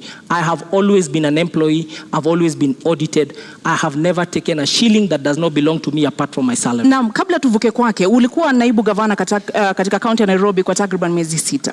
Katika muda huo ulijukumika vipi katika kuwakabili hawa cartels, hawa walaghai, hawa watu ambao wana kwanza walaghai tulionana nao kwa sababu for the time when I was a governor, Nairobi City County moved its revenues from the 18-12 million we used to find to 100 million levels, 120 million a day. You're never a governor. When I was deputy governor, I was in the governor's office. Thank you. For that period when I was a deputy governor, that is what was going on. And we started to pay salaries on the 25th of every month. There was also remission of all statutory deductions. When I was there, I started the titling program for Nairobi to give title deeds into Nairobi. That process has taken 5 years, is now being completed as we speak. When I was there, I formulated and changed the management of Nairobi City County Water, the Nairobi Water and Sewer System. The new existing chief executive and their team came in. So there are a couple of things that we did within those 6 months. So we had some achievements, and I want to assure you that we'll accelerate them when we come to office, when you vote for us. Kama seneta unakubaliana naye kwamba waliweka mikakati ya kuweza kukabili hawa cartels na kuweza kulinda rasilimali za kaunti ya Nairobi? Kwanza nafikiri vile amesema vile alikuwa alianzisha na ikakamilika bila yeye. Inamaanisha Nairobi haikumuhitaji. Kwa sababu it's just demonstrated that even whether he was there or not, it happened. I think if you stayed true and didn't quit and run away when things got hot, maybe things would have been better for the people of Nairobi. We'd never know. And unfortunately, we'll never get to learn. Cartels are a lazy word. It's a word used by lazy leaders who fail to master the courage and the guts and the resilience to deal with corruption. That is what cartels are. Cartels are a weak excuse. Because all of these are human beings. If you say you know them, and even here, just at this debate, you're afraid to name them, yet you said you knew them, you will not deal with them. If you know them, name them. Kwa hivyo huamini kama seneta kwamba kuna cartels katika kaunti ya Nairobi? Sio cartels. Ni wana biashara ambao, the first way not to be, to have cartels in Nairobi is to refuse to be part of that system. Lakini kama unaogopa hata wezi wasema, kesho wakikutisha utajiuzulu tena. We cannot have that in Nairobi. We just need to set systems that actually remove the place they are playing. Don't be afraid of cartels, Polycarp. Whatever name you choose. I will invite you on 10th of August when we are naming them. The opposition is not allowed to name You can also cartels. name them today, but whatever name you use to allude to them, how are you going to deal with those? Listen, the first thing you must do in the city, as I've said, is to refuse to be part of them before you even get into office. I have run my campaign by myself. I have struggled. I have funded myself. I have evidence. In fact, unfortunately, I can table it over here. That even the first billboards paid for my opponent are by the cartels, are by other shadowy figures who are convincing him to get out of office, to run for it. Once you are captured by them before you start, once you're captured by the state, once you're captured by these shadowy figures before you even set foot, you will not do anything when you're elected governor. Number two, we must reduce the human interaction with cash in Nairobi. We must digitize service provision, that all the 130-something revenue streams must be allowed to be paid digitally wherever you are. What we're going to do is this in Nairobi. We'll change the governance structure. We're going to have 5 boroughs in this city: Nairobi North, East, West, South, and Central. Each of those boroughs, pursuant to the Urban Areas and Cities Act and the County Government Act, Section 14, will have a urban area board or a borough board. And in that borough, there will be an assistant city manager who will report to my deputy governor, Mushiri Njoroge, who we have agreed is not going to quit. They will report to Mushiri Njoroge, and Njoroge Mushiri is going to be the chief city manager. Now, once you localize them to an area that these few sub-counties, these are who will deal with garbage, these are who will deal with water, these are who will deal with education and all those issues, then you reduce the capacity of that corruption. Bwana Igabe, unakubali muda wako umekwisha, samahani seneta. Bwana Igabe, unakubali kwamba mapendekezo anayotoa ndio yataweza kukabili wale ambao wanaona kama cartels katika kaunti ya Nairobi? Samahani, muda wako umekwisha seneta.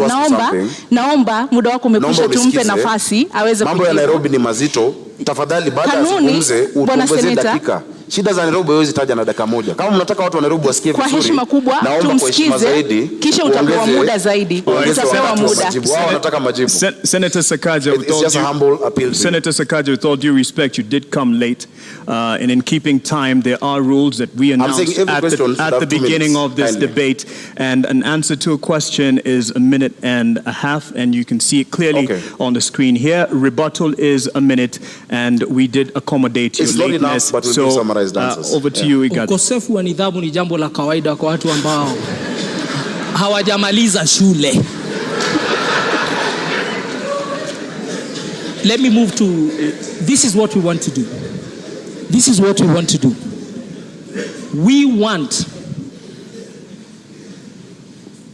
to improve the society in Nairobi by ensuring we tackle the issue of hunger and depravity in the city, by tackling the issue of poor access to education in the city and poor quality access to healthcare. We want to fix the economy in Nairobi by ensuring decent jobs, proper mobility and transport. We are going to form what I'm calling the Nairobi Go portal. It's really e-government, making sure we have time and attendance for every employee. We make a fit for purpose government to serve. And lastly, to really fix the environment. Kuimarisha mazingira yetu, maji na mambo hayo.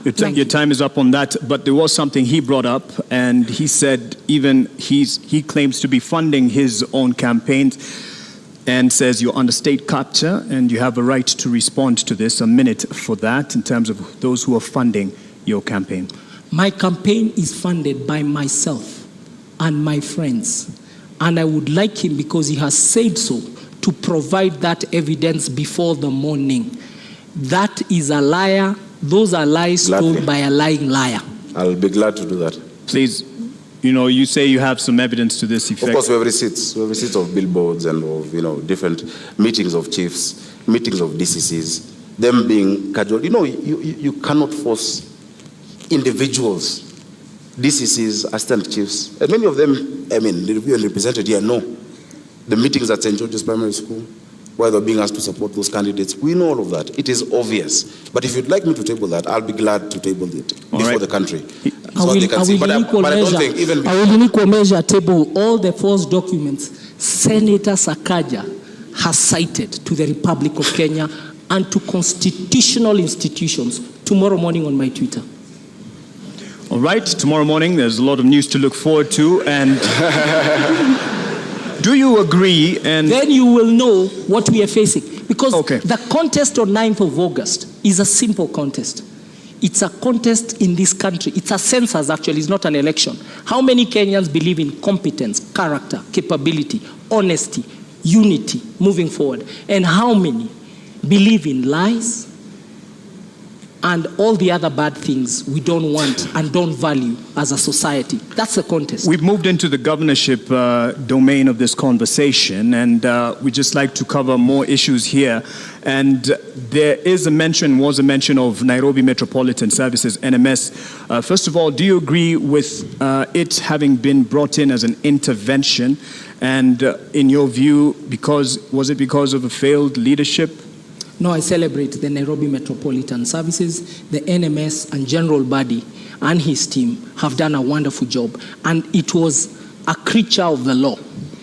We saw how it was formed, and because it's a creature of the law, it extinguishes naturally by law in November of this year. Look at what they have done. They have sunk 193 boreholes in the metropolitan area. 144 of those boreholes has been in our informal settlement. That has truly helped us fight COVID-19. The Metropolitan Authority has further worked on pedestrianizing the central business district, which is something we must do in this city.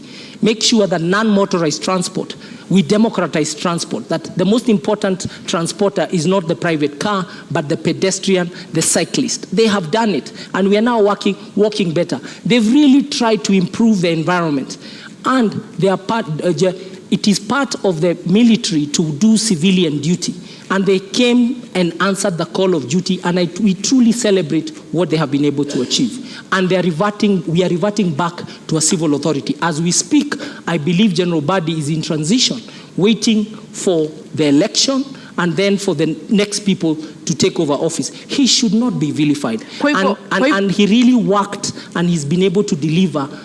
It's been a band-aid to the city of Nairobi. Labda kwa sekunde 30, iwapo utapewa nafasi ama ungepewa nafasi, ungetaka NMS iendelee kuhudumu katika kaunti ya Nairobi? NMS siwezi pata hiyo nafasi kwa sababu sheria inasema NMS muda wao utakuisha Novemba mwaka huu. But it was extended, and there's an opportunity to extend it. I will give better service as governor of Nairobi than NMS. Bwana Sakaja, on the issue of governorship and how Nairobi Metropolitan Services, beg your pardon, came in to rescue the day. Do you agree with this? And under governorship of Sakaja, would this continue? It is very interesting to hear a man praising his ex-wife's husband. The reason NMS came about is because he got the quit. It's as simple as that. If the deputy governor of Nairobi, Polycarp Igathe, did not quit, there'd be no need to have NMS. Those boreholes you're naming, you should have done them. Those interventions you're talking about, you had a chance to do them. Devolution cannot be trivialized in this country. Devolution is the greatest gift we've given to our people. That every Kenyan, wherever they are, has a right to self-determine. I wrote about this in 2010 with the International Commission of Jurists. Fiscal decentralization and devolution in this country. That lady in Mutwini deserves a county government and a governor she can hold to account and who can listen to and who she can vote for. So you can't come praise the consequence of you absconding duty, of you leaving office. Because if Polycarp did not run away from Nairobians, Governor Mike Sonko would have acted differently. Governor Mike Sonko acted as he did because he knew no one would impeach him, because no one wanted a by-election in Nairobi. Yet having no deputy, and that's why he'd bring Miguna's name, whoever's name, he knew he was untouchable. So it is a consequence of him. And then again, understand the law. There's no way NMS will operate after August. Well, I don't know what you're talking about November. The county government that is being elected on the 9th, that will be led, hopefully, God willing, by myself, will take full control of Nairobi. So yes, NMS has had a cocktail of hits and misses, but you don't know Nairobi.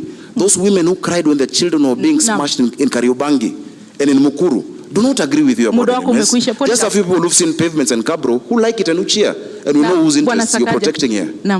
Polycarp, una muda I think we should not dwell. The history is the history. No.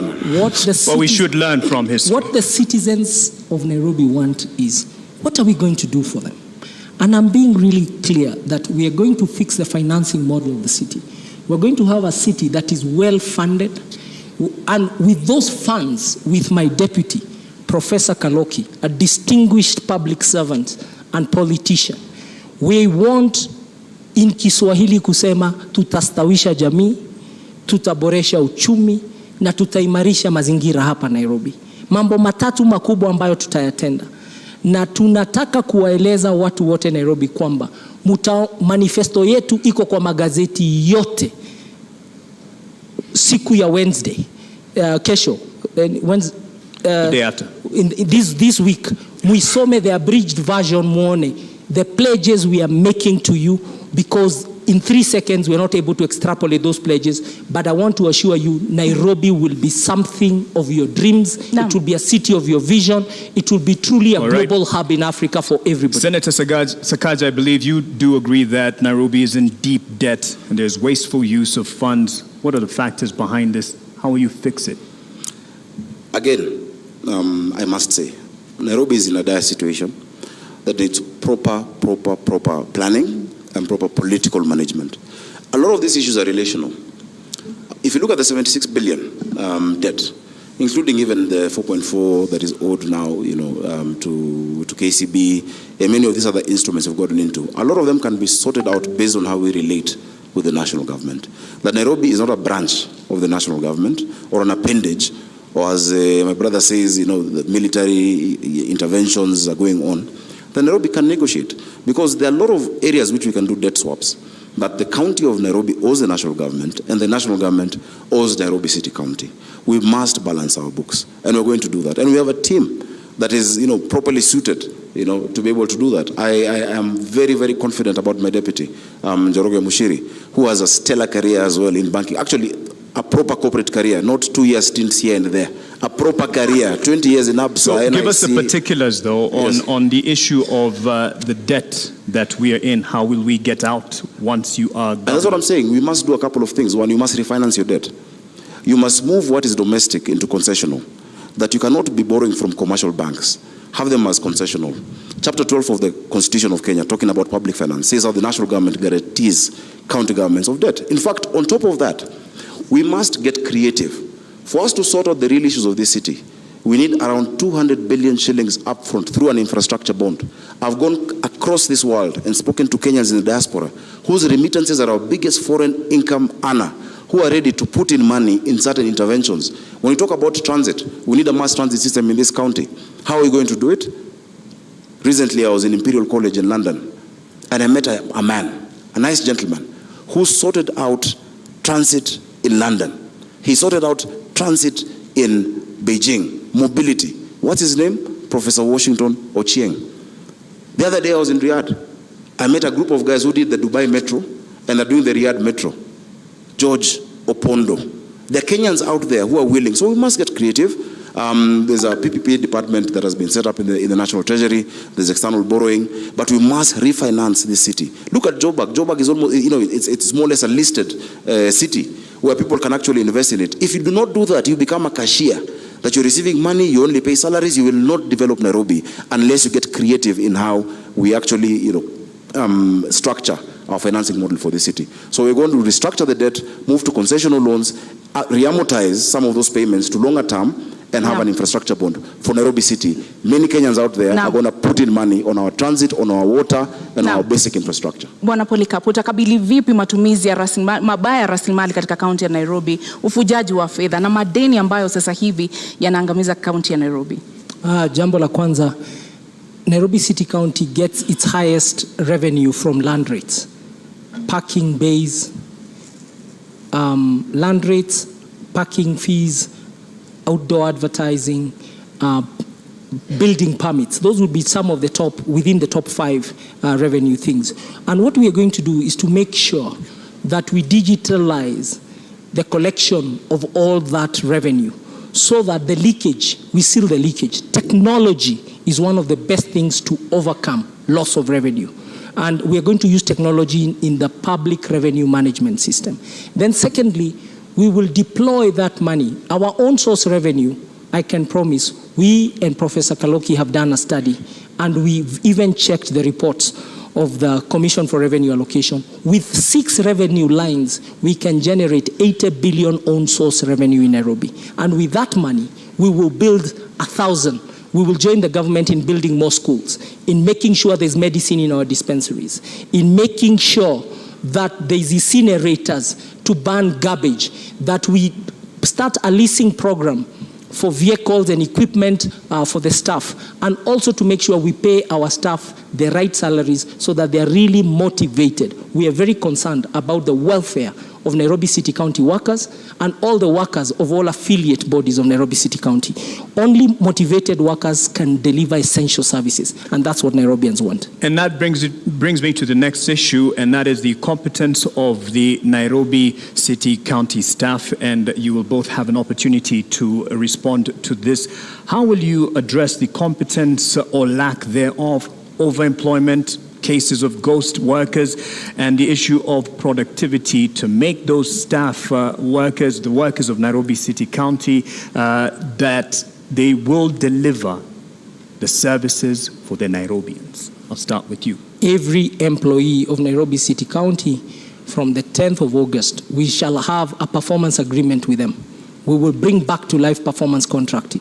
And that performance agreement means, what do they do every day? The few things they do every day to deliver the output Nairobians expect. And that output will be captured in a scorecard. So each one of us will have a scorecard and a performance agreement. The performance agreement is the input, the scorecard is the measure.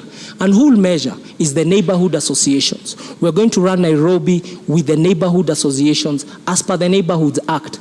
There is an act that demands the city is run in a see-through way, let me not call it transparent, that, and I want to use the analogy of an egg. The executive of Nairobi City County will be the yolk. Surrounding it will be the county assembly as the egg white. The egg shell will be the residents of Nairobi.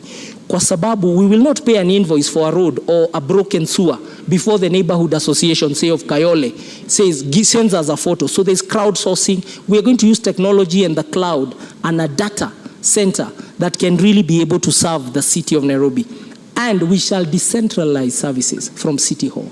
City Hall will be the headquarters of the corporate services. There is no use for a waiter, like I found a waiter, a restaurant, somebody working somewhere in Umoja, telling me they have to come all the way to CBD ati anakuja kutafuta food handler certificate. No. That food handler certificate, they should be able to get it in Umoja. Sakaja, I think you were tickled there again. Was a point of the mention, the cloud issue, but how will you address the staffing for Nairobi County? Unajua mavijana wa Nairobi wakisikia vile amesema hiyo story ya mayai, atasema anatubebaki mayai. Many of those ideas, really, this is not equity, this is not corporate. You must take the bull by the horns and give practical solutions to our city. And let me give you an example.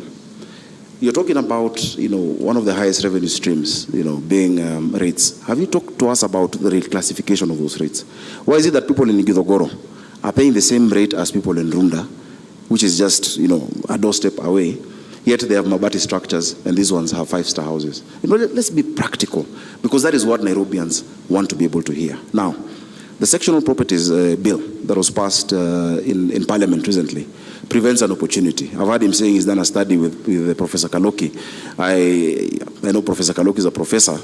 And maybe that's why we've not been seeing you guys campaigning, because you're doing studies. But look at what KPMG has spoken about Nairobi. Look at what PwC has said, and the CRA. It is not just 6 revenue streams that are going to increase how much we collect. Just the sectional properties realignment and the revaluation that starts in January 2023 is going to take us up another 50 to 53 billion shillings.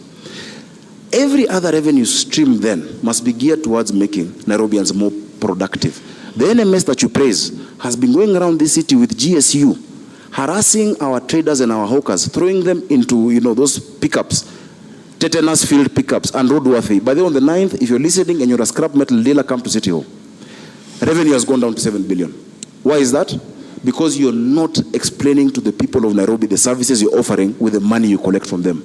We will have a people-centered leadership. Cloud is a tool. Na muda But umekwisha. your focus must be on the people you're serving. You can't be... Muda umekwisha bwana seneta, lakini umekuwa seneta wa kaunti ya Nairobi. Umewajibika vipi katika kuona kwamba pesa za kaunti ya Nairobi zinatumika namna inavyostahili, hakuna wizi, hakuna watu wasiofanya kazi ambao wanalipwa? Umekuwa seneta, wewe ndiye macho ya kaunti ya Nairobi. Zubeda, umewajibika vipi? Hapa mlifanya utafiti. Umewajibika vipi? Wazo nimezileta kwa bunge.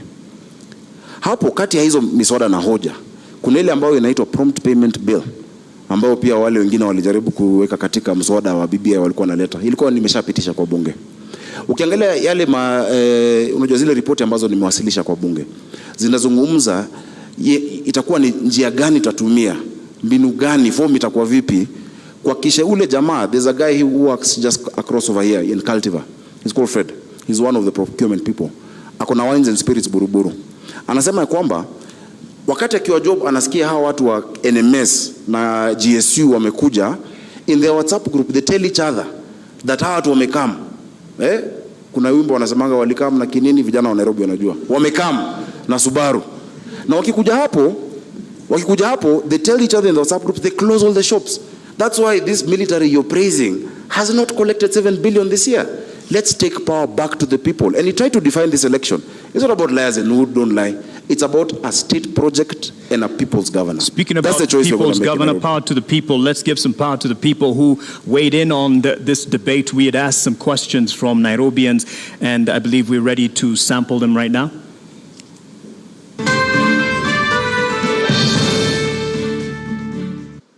My name is Mercy Marcela Achola, an executive program leader with the Maxwell leadership team, and also serving in the Kenya Daima Steering Committee. My question to the Nairobi gubernatorial candidates is, if elected to office, could you share with the residents of Nairobi what can we expect from you in your first 100 days in office?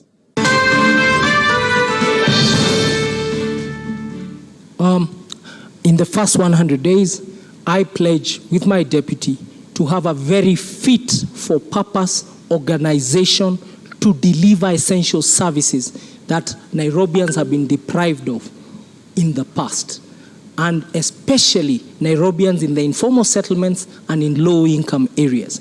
And therefore, there'll be Executive Order number 1 that establishes a good government, a coherent government, and a government where the deputy governor has clear responsibilities, a government where the governor himself has clear responsibilities, and where we work as partners, him playing to his strengths and me playing to my strengths, but a proper cabinet. Also, we promise you a proper cabinet that is fit for purpose, and the purpose is essential service delivery. The people watching us at home, actually, they just want services. They want water in their taps. They want garbage collected. They want storm drains covered. They want pedestrian walks repaired. They want markets made. They don't want to continue selling on the roadsides. They want their bills on time, and they want to be treated with honor, and they want to be treated like citizens of Kenya, and they want to be enabled to do their businesses. So the first 100 days is about reconstructing the organization called Nairobi City County, because it does not exist, and we have a lot of demotivated employees. Make sure that we convince them, they start to see their salaries are paid, they are well taken care of, career development is sorted. Thank you. Thank you. I want to thank the lady from Maxwell for that question. Maxwell Leadership Institute on Valley Road is an extremely important, pillar in mentoring many of our young people. I've actually taught many programs of leadership there, and I've been a participant in that. I think when she asked 100 days, maybe what she wanted to hear from me, Polycarp, was just to say, I will not quit fast, as the beginning. Thanks for answering for me. Go ahead. Please keep reminding people, because people are afraid. Okay. But secondly, I want to say this. In the first 100 days, I've said that you will not sort out Nairobi using quick fixes. The issues of this city don't need 100, and I'm not seeking a 100-day term. It's not quick fixes or bandage solutions that will sort it out. We have a 10-year vision and a 5-year vision with milestones. But in the first 100 days, what we're going to do, number 1, is to implement the Urban Areas and Cities Act together with Section 14 of the County Government Act to create the 5 boroughs that I'm talking about in Nairobi. that if the person in charge of garbage in Kayole does not need to think about Westlands, the person in charge of a road in Langata should have nothing to do with Roysambu or Marurui. Because that lack of accountability, when you ask them, okay, mbona hapa kuna takataka, pole boss kulikuwa na sijui crisis in Mukuru. So we'll set up the governance structure that will deliver to Nairobians. That is the first task, and that includes the county assembly. The second thing that we're going to do is to implement the standing orders that we've actually been working on, even as I've been in the Senate, proper standing orders for the inspectorate.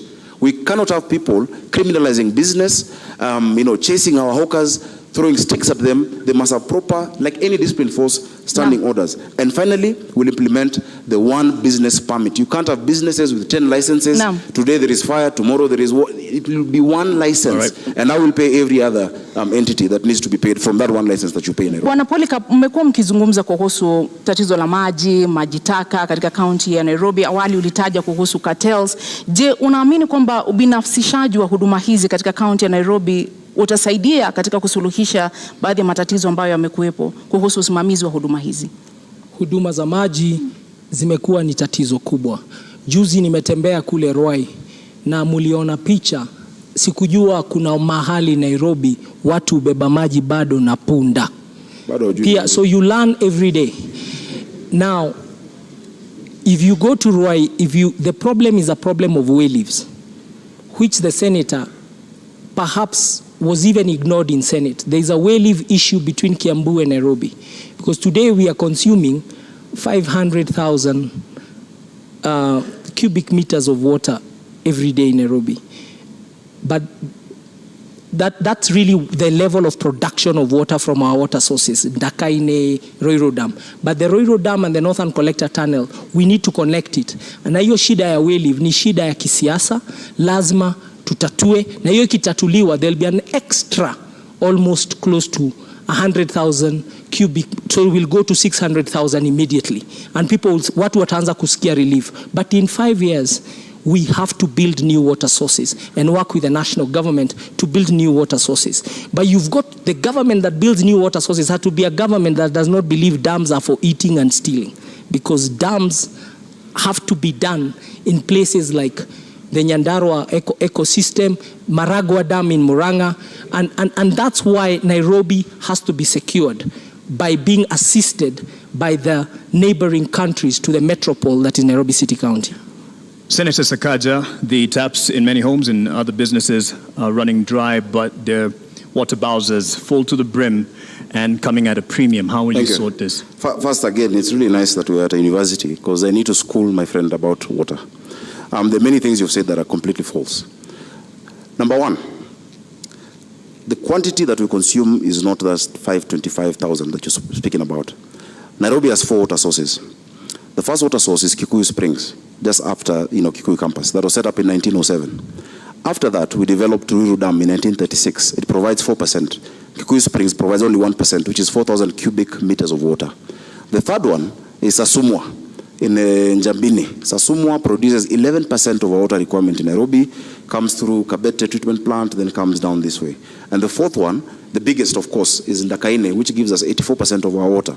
Now Ndakaine was last developed in 1997. There were 3 phases. After 1997, there's been no additional source. So every single day, the people of Nairobi require 850 million liters of water, but get 525.6 million liters per day. You need to bridge that gap. In fact, you'll be shocked, Polycarp. 70% of the people you're talking about, the ones you didn't know carry water in Mutungi, 70% of them, of Nairobians, have never had a shower from the top. They bathe bottom up, like with the bucket. Bottom up is how many of us shower in this city. We want to give our people dignity. There is no dignity when women are scrambling outside these, boreholes that have been created in the water sources every day for water. The issue of distribution then is the next thing that must be. I asked about this time thing because I've just talked about the quantity. So when we finish Northern Collector, December 2023, under our administration, I don't like saying our administration, we'll move into Northern Collector 2. One will sort out 85% of the water need, and then 65%, and then Northern Collector 2 will give us 85%. Now the second most important issue. You're overflowing on your time. Let's give him an opportunity. Let's give him an opportunity. Just keep time. The challenge of water the debate in Nairobi is not about what needs to be done and how. There is consensus that we are short of sources of water. It is who will do it, because you need to be trustworthy and you need to be capable to get it done. That issue of who is the most important issue in this election. And on the issue of water, for sure, the supply and demand, there's too little supply for very high demand. And the numbers are what it is. The metropolitan area, because Nairobi even supplies Machakos, the EPZ area, with water, the biggest challenge is new sources of water for the city county of Nairobi. And that is a task between ourselves and the national government. And thank God we have Martha Karua, the original champion of water as Minister of Water during Kibaki's time. And she understands the task, and we are ready to work with her in Nairobi. For Nairobi, it will be a responsibility. On to housing, a majority of Nairobians live in informal settlement. I just want to cover as much as we can. And a majority of the populace here live in informal settlements.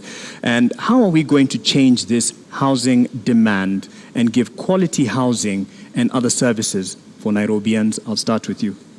Thank you. I'll just take the same time to finish on water.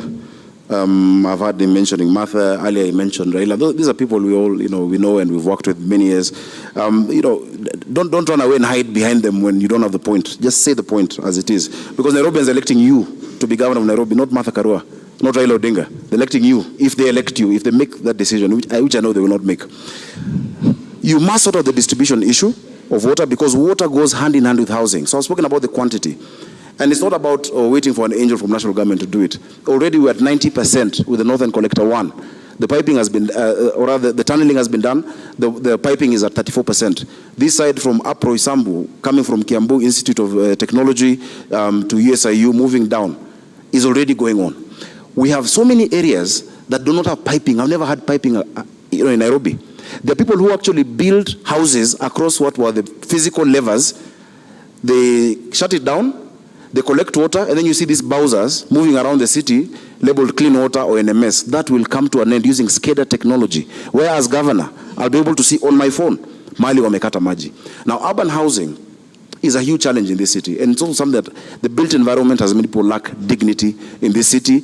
The county government is not in the business of building houses. We shall facilitate the private sector through proper land tenure and giving them proper land of government to actually partner with them to build these houses. We can actually do it through the silo model, where you build and people move and come in there. Urban renewal is being resisted in Eastlands because of lack of trust of that institution or body that is praising here today. I wish you go there tomorrow and tell them what you said about NMS. Bwana Polycarp, maji ni mojawapo ya shida ambazo zinakumba wale ambao wanaishi katika mitaa ya mabanda katika kaunti ya Nairobi.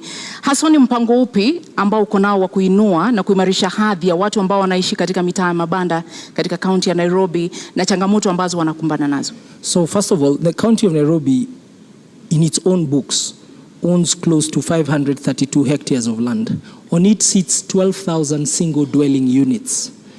Nairobi has to strategically densify, but that process requires proper public participation.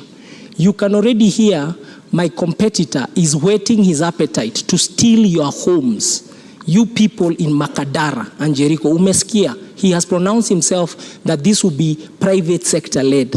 I have told you, this thing called urban renewal, which is what they want Nairobi to take, we have to be very careful.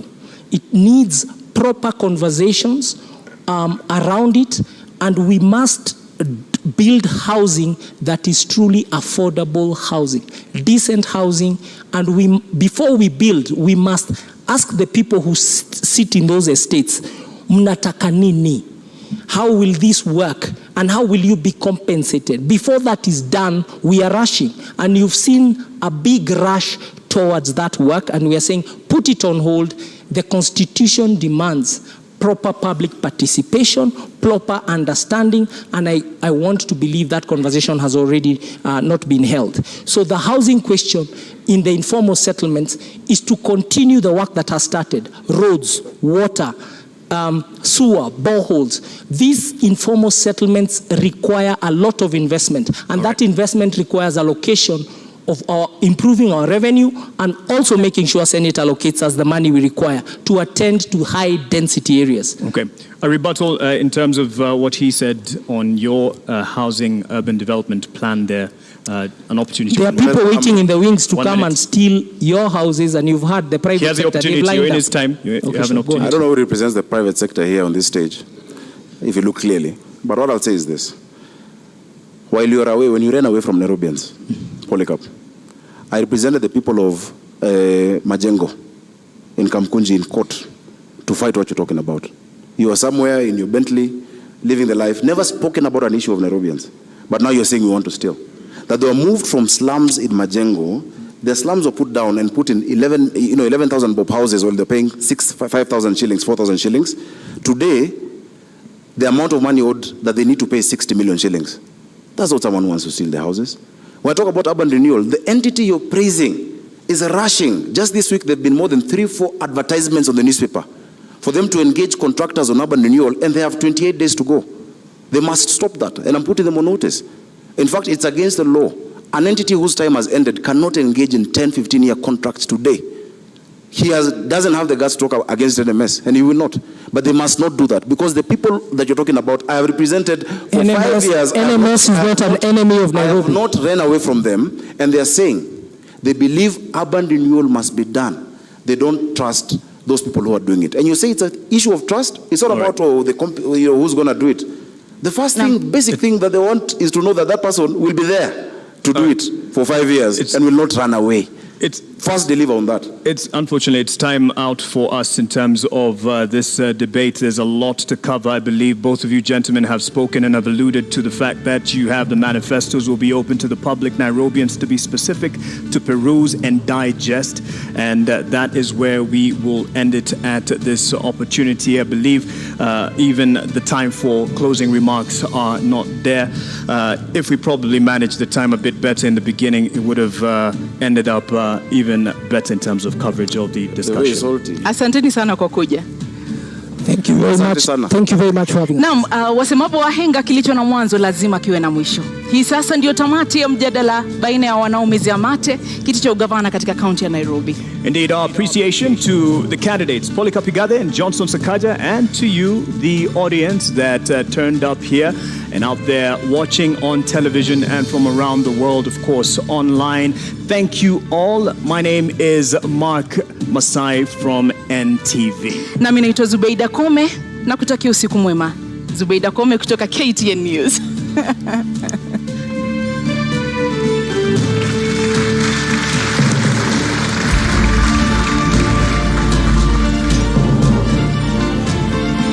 And the teams are invited to join.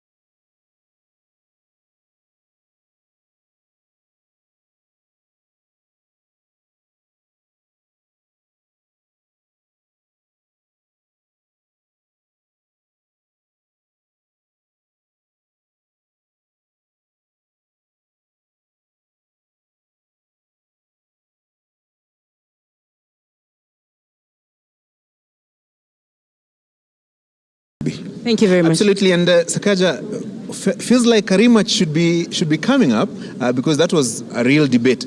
Is there something that you felt that probably you needed to respond to, particularly that touches on people of Nairobi, in a minute? At some point last year, I went to donate desks in Dagoretti, in a school called Gatina Primary. And when I gave them desks, normally you ask the children, what would you like to get from me? And they say, oh, Super Senator, and I thought they'd ask for sweets or for a ball or for a school bus, even when they're ambitious, and they said they wanted food. We have, as a parent, that broke my heart. We have too many children who are out of school because of food, because of, the COVID era and the poverty in Nairobi. As I said, urban poverty is the worst. And so I wanted to talk about the school feeding program that we're going to institute in Nairobi for all our children. That at least you'll be able to lower the cost of living for those parents. You save them close to 3,000 shillings a month, and attendance goes up. Many schools at 12:30 they tell the kids to go look for a meal. They don't come back. They're missing a third of the education. If you want to finish a country, you finish the children. So I really want to talk about school feeding. I want to talk about how to clean up Nairobi. I want to talk about the recycling plant and waste to energy in Dandora, and just moving that away. We have an entire wing at Kenyatta and Bagathi for respiratory illnesses for the people of Dandora. I want to talk about CHVs, our community health volunteers who are doing an amazing job across the county of Nairobi, who need to be incorporated, and from the day we get into office, they'll be part of our health system. Thank you very much, Sakaja. The person to ask for a rematch is Clifford Machoka. I think actually there's a rematch on the 9th of August, and that will be now a technical knockout at 9 a.m. The voters will decide the 22.1 million or 22.1 million in the country and the 2.4 million in Nairobi County. Yes. Thank you. Wish you the very best of luck. Sana. Thank you very much. Thank you. Leila, VAR imetembea kidogo, so we take it back to Wahiga. Wahiga, take it away. Wahiga, talk to us about the facts and the figures. Has this debate build up to its expectations of 2.4 million registered voters in this great county of Nairobi? Not forgetting that at least 24% of them are undecided, and I don't know whether this debate helped a few of them to make their minds up. Professor Odote, did you get that sense in the second part of the debate? Because you said you saw two debates. In the second part of the debate, but unfortunately, I don't think that it will help a lot because they spent too much time on the other things. So let me finish my conversation in terms of... and I'll ask you to be brief in the interest of time. Yes, very brief in terms of what I liked also about Polycarp. I liked his conversation about involving citizens. I think that was a good conversation. I also like his debate about the unique status of Nairobi in terms of the relationship between national and county government. The things I did not like, I didn't like the fact that Johnson, my good friend, did not apologize for coming late. Shockingly, despite his conversation about Siasa Safi, I didn't like his arrogance. And lastly, I did not like the conversations from Igade of over-focusing on Johnson and not himself. So those are the things I didn't like about the debate. What you call arrogance, others call confidence, but depends on which side of the table you're seated. Let's hear from you, Wanjiru. Bruising, exciting to listen to. I'm not sure the 26% will be able to decipher, but we definitely got a lot. Igade, I got a sense that he had prepared and articulated his implementation strategies pretty well. I liked his revenue strategy, breaking down the streams, sealing the loopholes. I found that to be very pragmatic and a low-hanging fruit.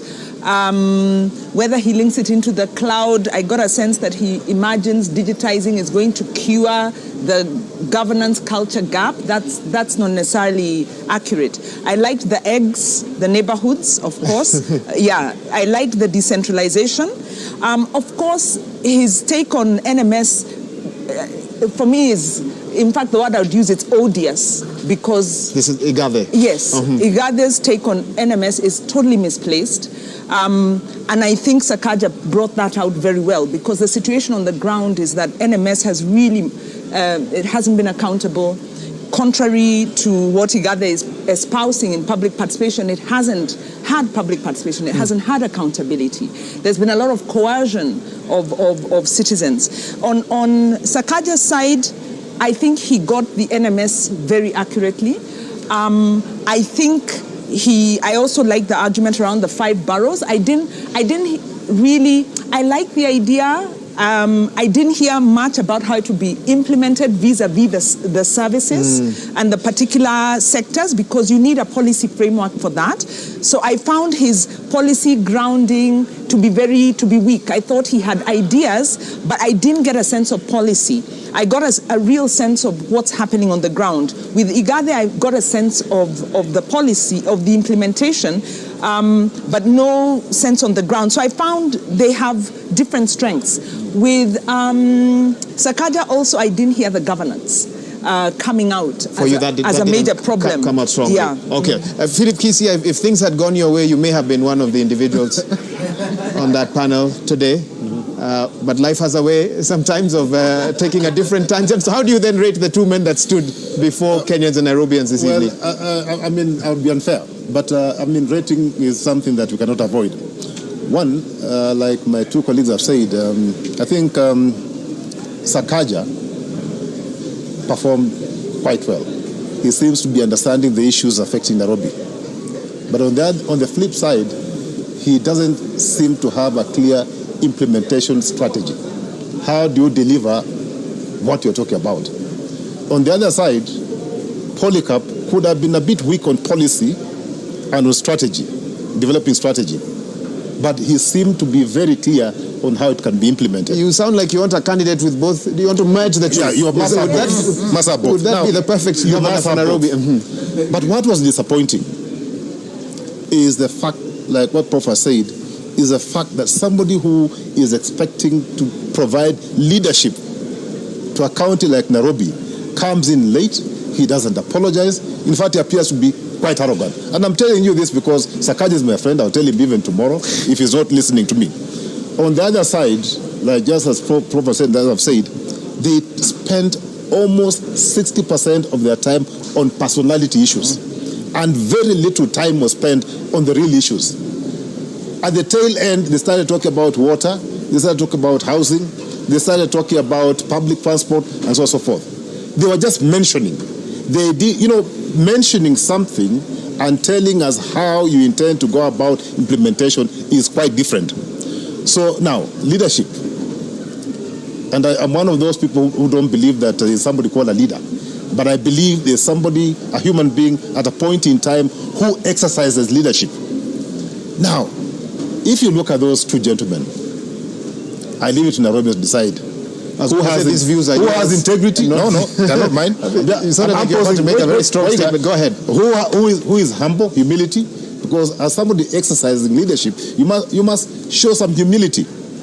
Who has integrity or integrity questions? Who is confident? Who is empathic? Who is charismatic? Who can we hold accountable?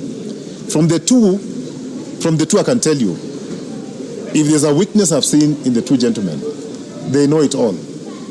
So they may end up being very poor team players. So if they don't have a party that can whip them and remind them that they are there to serve people, we are again getting into another disaster. Okay. We had poor leadership, but now we can have arrogant leadership. And that's your concern this evening? Yes. Professor Omenya, I know you have notes and incisive analysis of the debate, but let me first ask a basic question. Did anyone emerge a winner tonight from that debate? You were very clear earlier with your marking scheme for the earlier debate, so I'm going to pose the same question to you. What's your marking scheme showing you for this debate? Yes, Who won? I'm not afraid to give marks because that's one of my key roles. I think despite coming late, Sakaja won by 65%. You didn't dock him for the lateness. And Igade, in fact, I think it'll be a draw if you bring in the lateness. Igade was at 63%, so they're very close. But I can justify why I actually believe that Sakaja did win this debate.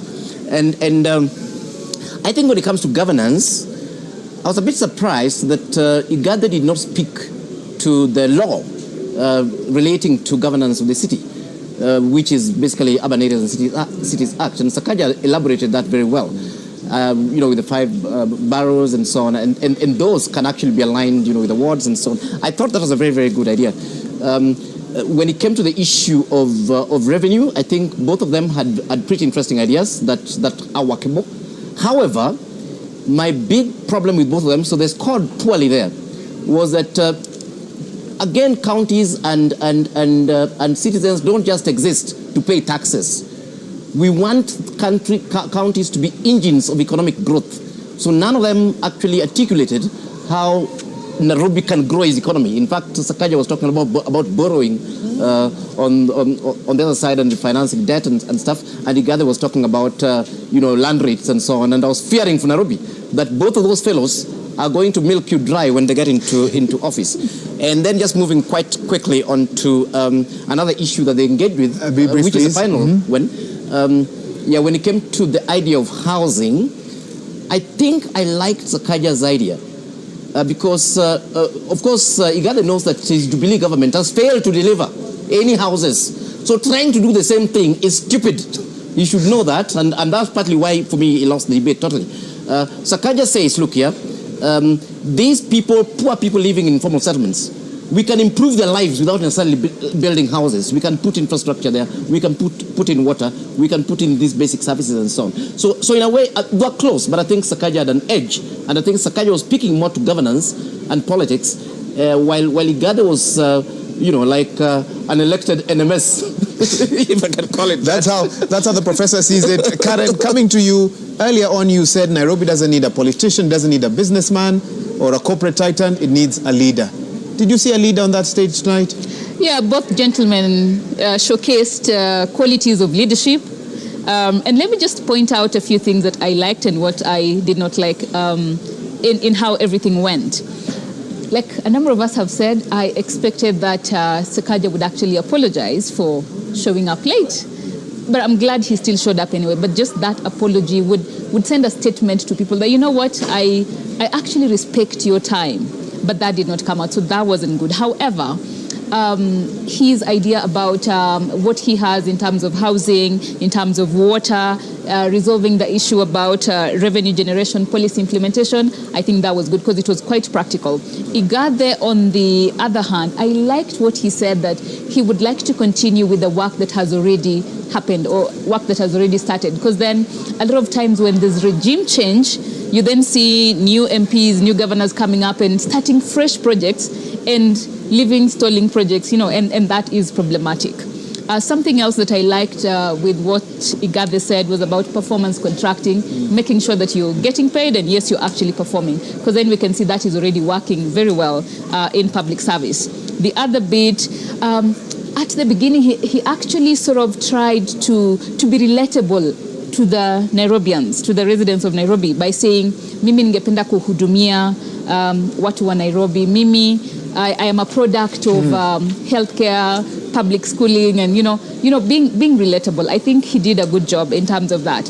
A potential danger, though, although I think maybe it could have been just him getting back at Sakaja by saying wale watu ambao hawakwenda shule wanakosa nidhamu and stuff like that, because then we have a number of individuals, especially young people, who dropped out of school, who are not in training, not in education, and they are like over 40% of the population of the unemployed young people. So I think hapo kuna shida kidogo, but generally this was such a hot, heated debate. It was really good. I like the way you've put it.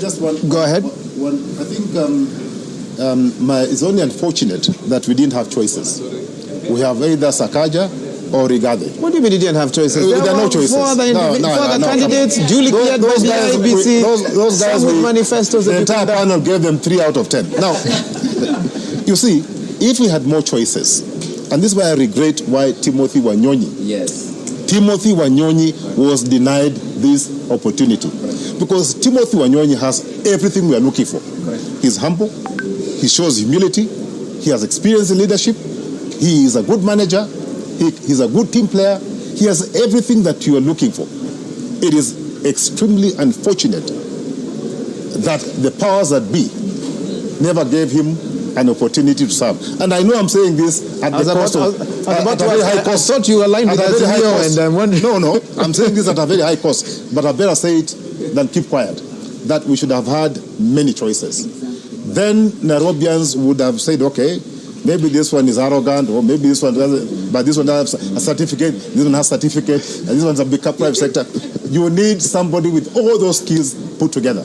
and that should have been Timothy. Wanjiru is vehemently agreeing. Yes. It was a point. I think the 26%. Yeah. I think the 26%. A large number of those are unhappy with the choices because they are saying we deserved better. We've invested. You know, we've seen Tim Wanyonyi grow his career. He's been MP now for 2 terms. He's done very well. Been a councillor. And there was an expectation. What guarantee do you have that if he was here today, you wouldn't be putting him through the same scrutiny that you've put through? No, he would be put. He would be put, but it's the expectation that we would have a choice. Now we have a tailor-made. We've got a project, and we have, somebody else, and we have to choose between these. And like you said, it's not cut and dried. Hence the 26%. Prof. Omenya? That is what happens when you have good people who are qualified, who have a track record, who don't present themselves up to run for office. He did present himself, but then there was the party rigged him out. Prof. Omenya, go ahead. Yeah, I think I agree 100%. I'm just adding to those sentiments that,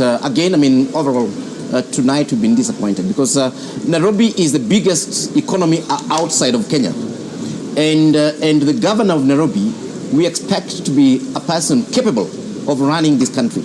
And the expectations we have of that individual in terms of the way they carry themselves, in terms of duty of care, in terms of the depth with which they think through things that affect Mananchi and so on. And what we're seeing here are actually juveniles who still need a lot of growth to be at that particular level where you can say yes. Professor, I don't think it's fair to call adults. I've withdrawn and apologize to the 2 juveniles. But can I put it differently? Professor, please. Let me put it differently. Don't make it worse. No, I actually want to tell you something that was written in my class WhatsApp group as the debate was going on. They say the 2 boys can govern the city. They use the word boys. But then they go into a better place. Both still remain fine gentlemen, but the city needs more. And that last part that I want to focus on. If we forget the analogies, I think the critical thing, and you hear the percentage 65, 63, if we got a half of what we had in Igade and a half of what we had in Polycarp, we would be able to get the governor we need. And that is possible. Unfortunately, we are going to get half full as opposed to the complete governor that we need. And I think that's the challenge that we're having in terms of Nairobi. As I said when we were starting this conversation, and remember when I was comparing with my county, Homa Bay, I was making the point that we need governors, good governors across the country, but we need an exceptional governor in Nairobi. Because Nairobi is not just one of the 47 counties. It is the city, the capital city, international city. Unfortunately, watching today, and if you are looking for that international status, you are looking for that super status, you still don't get it from the 2 gentlemen. And Professor, I think that's the challenge. Let me cross over because I now have 7 minutes or less and immediately hear from you. Karen, I'll start with you. What do the 7 who then showed up, 6 who showed up for this debate now do moving forward? In one word, what more can they do to build up from what's happened here tonight? I think do some research and get more information and factual information about what needs to be done in the city, for the residents of the city, and actually go out and do that. So just a little more research. The 2 final candidates definitely did their homework, especially Sakaja has the information and all that stuff. But just the bit to go out there, do a little more research about what needs to be done, align themselves, and make sure they get to do that when they get elected. And Prof, just as briefly, some would say, look at previous debates. Some didn't even show up and they won the elections. Yes. Your panel is talking as if winning debates is winning elections. No, not at all. In fact, I think really to be fair to the 2 gentlemen, we are very happy that you've got people that you can actually listen to. So that was positive. And they did actually engage with the issues. In fact, for me, it's an issue of I'm happy that I had high expectations of them. And those expectations are not totally destroyed. Okay. There are some candidates that I would not even have bothered having an expectation about. But my only message to them is this. And your final message, please. And that's my final message. That this is an extremely serious job, governing Nairobians. Please think through your ideas and your policies, especially the critical ones that will take this county forward. Okay, I'll stop you there. I have 5 minutes. Final comment from you. What more can the candidates do? Okay, now for the ones who are calling fringe candidates, 28 days to go. I would suggest that they just pack off and go home, and Philip Kisia, surely. No, I'm telling you, and it came from Wanjiru. Let them pack off, go home. You're telling Kenneth Nyamwamu, you're telling Haman Rewal, you're telling then Mwadime. Then start from somewhere. You can start from member of parliament or MCA, or then grow, get experience. Okay? For the two gentlemen, they need to appreciate that leadership is about inspiring people. Leadership is about being able to get people in one basket to move in one direction willingly, competently, enthusiastically. Okay, I'll take that as your final comment, and that's a good place to leave it. Wanjiru? I think for me, it's one, looking at these two candidates, citizens either way will need to hold them to account. These leaders need humility to listen, to round off. For Igade, he needs to understand the human rights-based approach. For Sakaja, we need to get that real servant leadership that he's listening, strengthen on that accountability. But the lesson is to us as citizens. Don't be discouraged by the choices. Go and vote for whoever, but let us be vigilant and hold them to account and force them to raise the level of their performance. And all this is possible in 28 or so days. Well, they need to be reflecting. You see, they're out on the campaign trail. They need to practice humility. They need to learn human rights-based approach. Okay. Citizens need to vote and choose and hold leaders to account, because we've seen what we are working with. We need to keep growing and forcing them to grow and come closer to our expectations. And keep them accountable. Professor Dote. I think some very few things. Number one, for Herman, I think this was a great opportunity that he used well. I think he needs to continue doing what he did. The future is bright for him. For these other two candidates, I think I just have three things for them. Number one, they need to speak to us much more in the remaining 28 days. And as they do, they need to focus on the 24% undecided. I think today, they didn't do enough on that 24%. I think they focused much on their base. But they need to focus on the 24%. And I think the last thing, which I struggled with, the 100 days. As we said at the start, what is critical is implementation. They need to sharpen what they will do quickly to be able to turn the ship around. That for me would be critical. Okay, and we certainly hope that they did not change. I have my parting shot. Just one.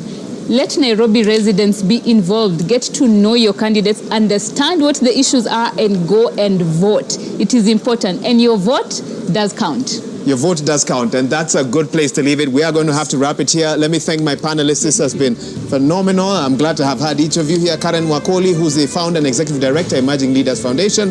Professor Alfred Omenya, an urban development expert. We've had Philip Kisia, former Nairobi town clerk. Wanjiru Gikonya, who's the national coordinator for the Institute for Social Accountability. And of course, Professor Collins Odote, an associate dean, Faculty of Law at the University of Nairobi. Let me just quickly read one interesting message I've received from Justina Wamai, the running mate to Professor Wajakoya of the Roots Party. She says she's looking forward to attending the debate next week, Tuesday, but she says, please give us more time to articulate our issues. I'm sure the organizers of this debate have heard, but of course, you cannot have too much time, otherwise the debate would never end. But Justina, I have read your message, and we look forward to having you here at the Catholic University next week, Catholic University of Eastern Africa, next week, Tuesday, for that debate that will kick off pretty much around the same one as the others that did here today. Let me also thank some of the organizers who've made this event a possibility, and this debate a possibility today, having concluded the first ever Nairobi Governors Debate, brought to you by the Presidential Debate Secretariat, the Media Council of Kenya, of course, and also the Kenya Editors Guild. And also on behalf of the wider media fraternity that has made this a possibility, it's also in partnership with Amnesty International, the Catholic University, Diamond Trust Bank, Homeboys, Kenya Association of Manufacturers, Kenya Human Rights Commission, Linton's Academy, Kenya Daima, NHIF, Okoa Uchumi, the Institute of Social Accountability, UNDP, Usawa Agenda, and Oxfam as well.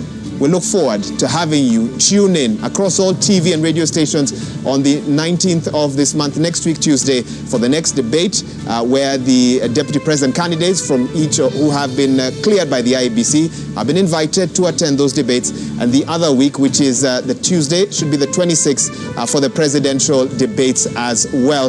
And they'll be held here to give you a chance as a voter to make up your mind to decide who you will vote for on the 9th of August 2022. On behalf of the whole team, a big team, over 100 journalists, producers, editors, and so forth who've made this production possible, thank you for joining us. It's been an absolute pleasure bringing you this debate from 4 p.m. when we kicked off until now. My name is Wahiga Mwaura from Citizen TV. I wish you a good night.